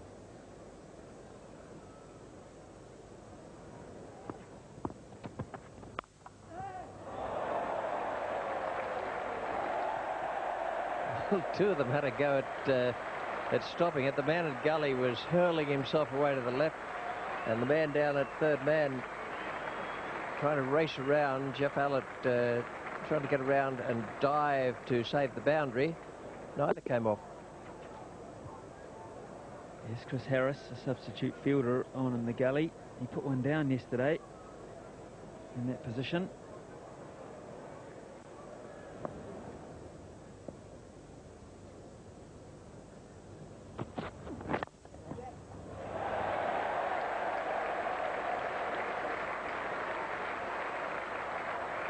Scores a level.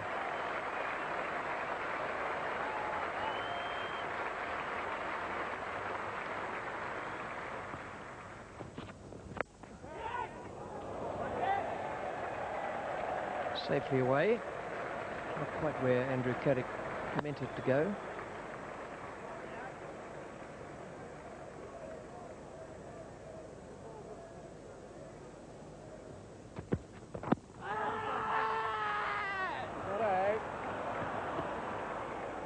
Smile on Merv Kitchen's face, and possibly on Dion Nash's, but Reid did go across a bit here. 175 for 6 at lunch, with Reid unbeaten on 24, Caddick unbeaten with the same score. Habib and Headley, the men that went in that morning session, and the crowd were getting pretty excited about things at Lord's. They were cheering Reid along and delighted for Andrew Caddick as well. Is there hope for England? But it is a lead. Chris Reid is at the crease, and he's up against Chris Cairns.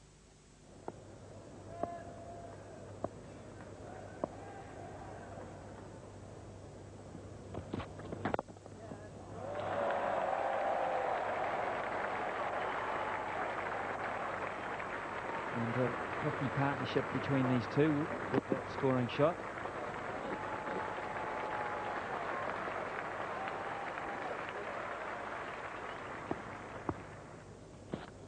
Oh, that's gone a mile, that. It's a brilliant take in the end by Perori. That is really deviated.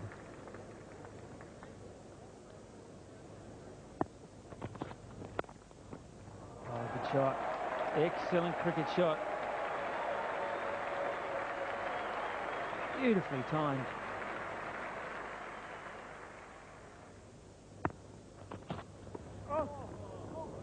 They can't get that one at all, Adam Perori. He was brilliant to start with the first ball of the over. He simply cannot get anywhere near that one, which has gone up the hill and very quickly.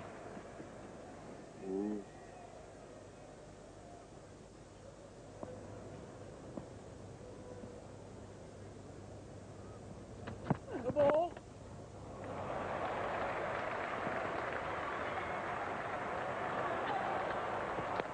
Oh, great cricket. It really was.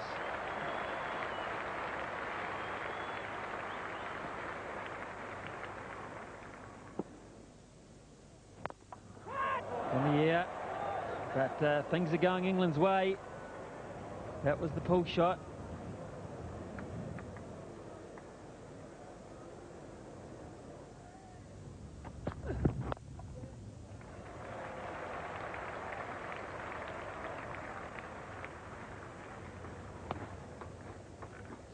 Runs now for this partnership, which is a record for England for the 7th wicket against New Zealand here at Lord's. Just looking at the way batsmen protect themselves, these are two tail-end batsmen with two different types of gloves. Left, Andy Caddick, who just has a fairly orthodox type of glove. He's a very tall man, so he doesn't often get hit on the gloves, whereas Chris Reid on the right has extra protection on those two fingers at the top of your picture. Those are his bottom hand, and because he's a short man, he does get hit quite often, and of course also he's a wicket keeper, so he has to look after his fingers.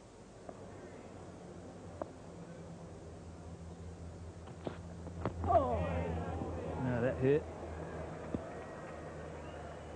Just talking about protection on the hands. I'm not sure he's got any around the rib cage, and he needed it here.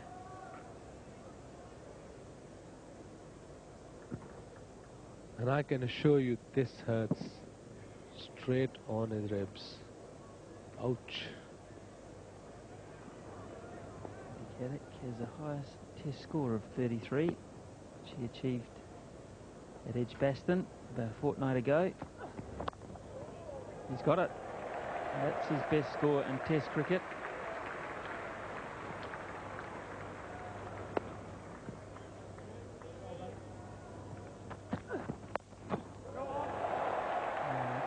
good shot. And Cairns has done brilliantly. The throw would be good. Just the single. That's marvellous cricket. Tremendous effort from a tired fast bowler.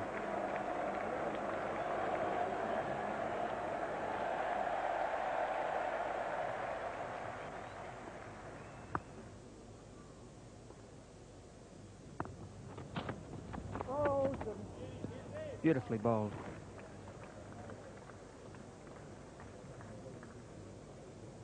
It's just straightened a shade. There wasn't a lot wrong with the Caddick shot in the end. He was just defeated by a good one.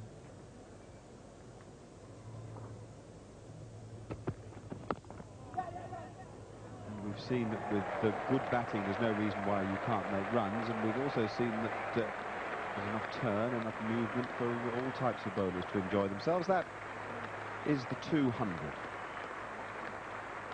The 200 up now for England.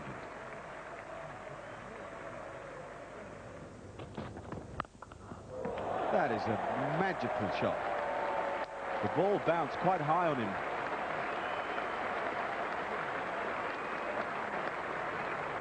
Really is a classic example of how to play the pull shot in front of square.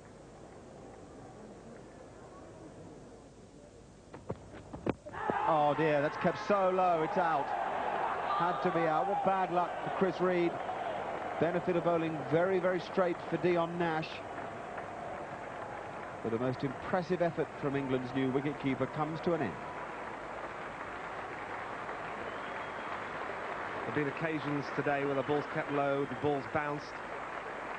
And here you see Chris Reed, very unlucky. The ball will have only bounced by about a foot. Mervyn Kitchen has absolutely no hesitation. And doesn't that man enjoy this? Chris Reed goes for 37.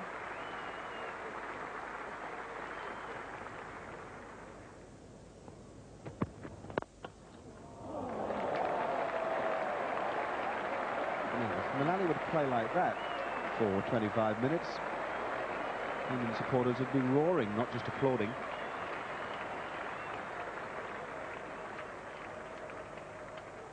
Well, the Leicestershire members will tell you that this is a trademark Mullally.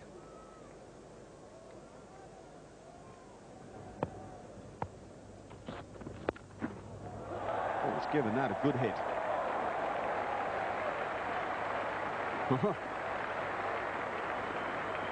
When he does hit it, he hits it very easily.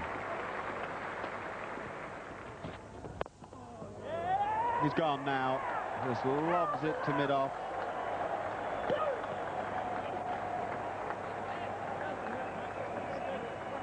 By Allen, says Chris.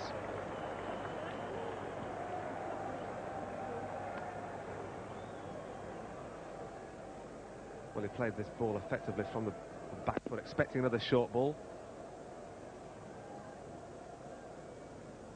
In the end, it's nothing more than lollipop to cover.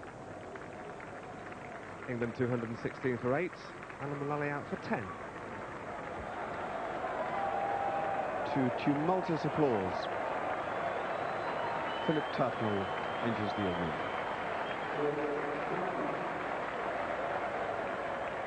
Nasser Hussain still has the finger in the plastic splint, but he's been icing it off and on throughout the day. Whether or not this particular onslaught of the ice attack is because he's planning to try to get it in a batting glove.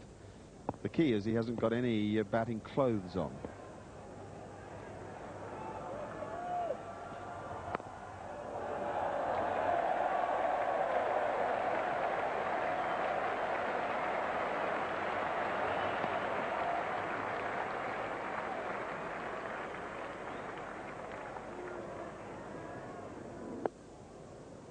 It was played with the same lift of the left leg as Chris Reed used a couple of times when he was playing the pull shot, but it's runs.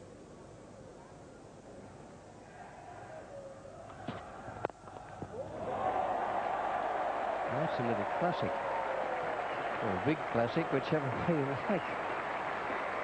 Absolute beauty.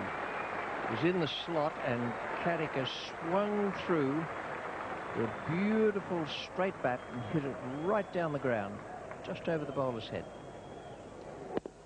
Well, Caddy's going to enjoy watching that on the highlights this evening. Lovely and straight, full follow through, right back over the quickest bowler in the New Zealand side's head.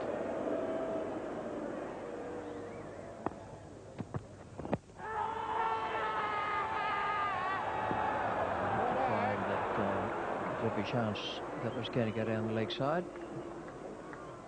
Dion Nash is hard to convince about these, although I suppose for that matter I've never known a bowler yet who's been on the side of the umpire when an appeal goes up, unless it goes the right way.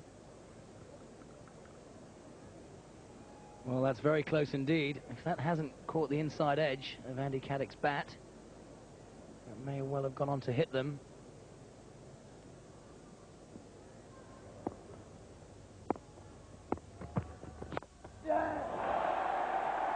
Only take the one, unless they can get three. Well,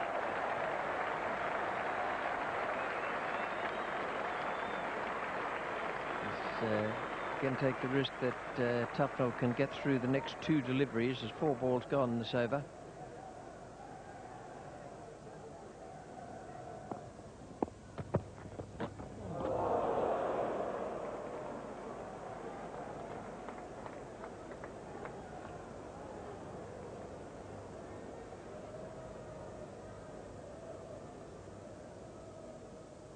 Philip Tufnell has only been in for a couple of balls,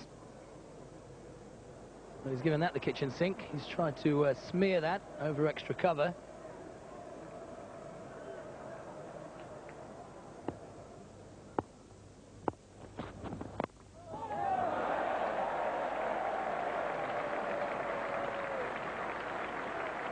Brought up on reading of the game, stories of the old-fashioned draw, and how it was played, sometimes by lifting the left foot and playing it off the middle of the bat down to fine leg. Chris Cairns trying to dismiss Tufnell with a slower ball. Tufnell was through his shot just a touch early.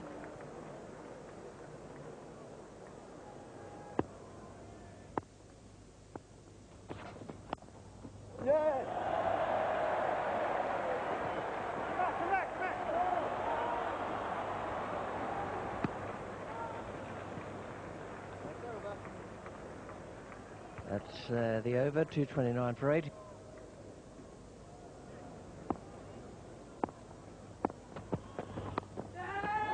Much good catch, I think.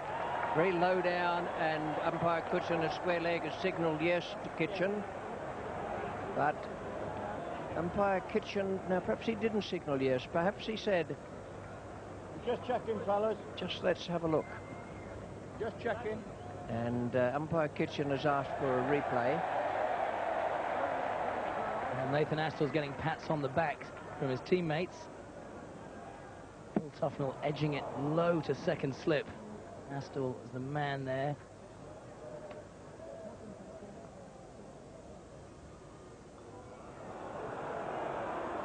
It's very, very close indeed.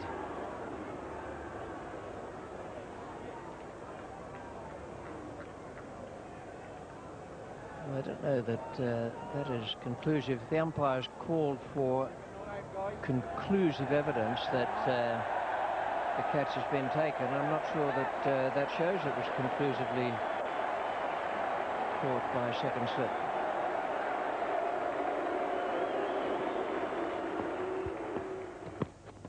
Oh!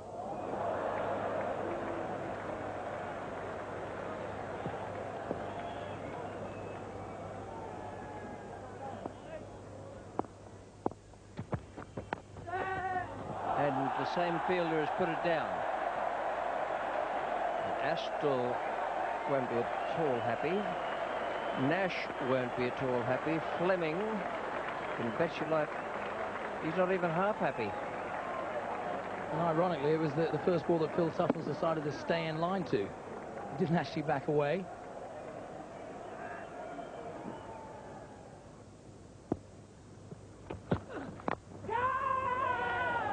No problems with that one. Caddick is the man to go. The innings is over. New Zealand now have a relatively simple task to win this match. But Andy Caddick has played really well. Good performance from him. Made 45, hit 6 boundaries. And it was a very good effort. Geoff Allott has done the job again for New Zealand. The angle helped Allott there across Caddick. He went for the cover drive. Well, some high drama there, not to say at times high fast. 229 all out. England, Tufnell unbeaten at the end of it with 5. As Richie Benaud said, great credit to Andrew Caddick for that innings of 45 and also to Chris Reed for his innings of 37. The New Zealand bowlers, 16.4 overs, 3 for 36 for Geoff Allott. That will do his confidence a power of good. 2 for 67, Chris Cairns. 2 for 62, Daniel Vettori. His performance was on Saturday when he really did a great job in helping New Zealand in this match. 1 for 50 for Dion Nash and that important wicket of Ramprakash for Nathan Astle. There it is then. New Zealand need 58 to win it. Need 58 to win the match. We're going to pick up play in the first over of the run chase, and Alan Mullally is bowling to Matt Horn.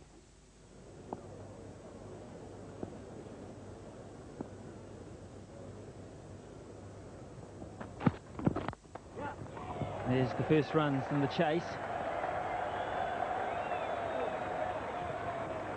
Tufnell won't prevent 3.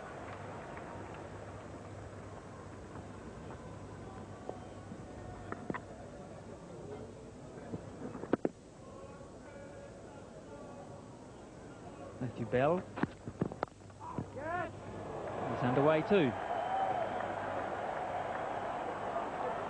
Ramprakash is in pursuit. And 3 for the second time in the over.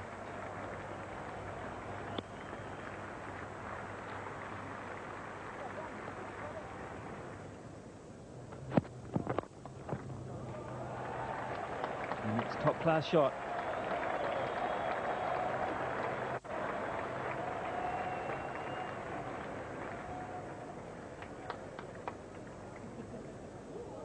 This is definitely a shot of a guy who's in form, whose confidence is high, sky high.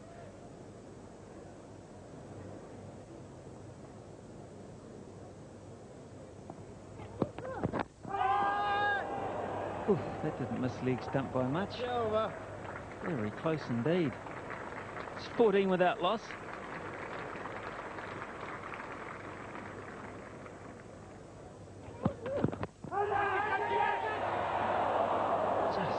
Quite get to the man running in. That's Graham Napier. He's in the action at Gully. The work cries of catch it.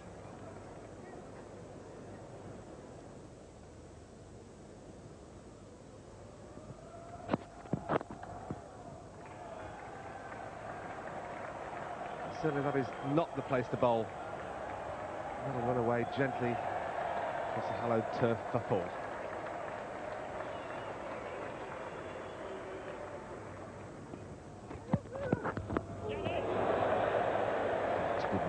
Now, if you're talking of the perfect short ball, I'm talking about the one that is angled in at ribs or throat area.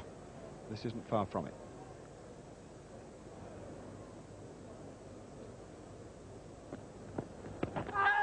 Very close. Goodness me. It's a very decent appeal from Phil Tufnell. We've seen an awful lot of close calls for LBW in this match. The red zone should show us exactly whether the umpire was right or wrong. That line is between wicket and wicket. It's got to hit the batsman between wicket and wicket.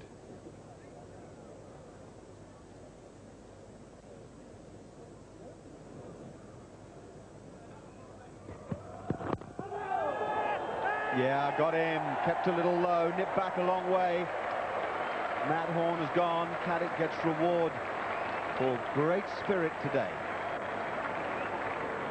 He batted well, bowled well in the match, and here you'll see when we make the batsman transparent that that ball would have gone on to hit around about middle stump.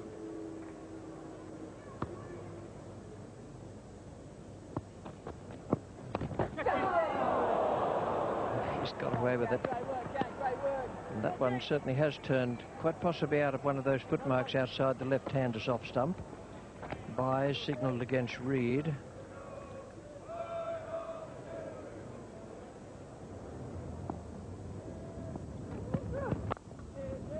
Tucks it away through the onside. It'll run down the hill here at Lord's for 4. And New Zealand have won the second test match. The first time they've ever been successful here at Lord's. A truly historic moment. That is an outstanding performance by New Zealand. They've won the match by 9 wickets, 26 to Matt Horn, 26 not out to Matthew Bell, unbeaten 5 for Stephen Fleming. I don't think we can exaggerate how well they've done, particularly in the light of the disappointments for them at Edgbaston. Alan Mullally, 5 overs, none for 21. Andrew Caddick, 10 overs, 1 for 18. He really did steam in as if he had something to prove this afternoon. And Phil Tufnell, 8 overs, none for 19. There wasn't much in it for them. It was all going New Zealand's way. There it is, victory.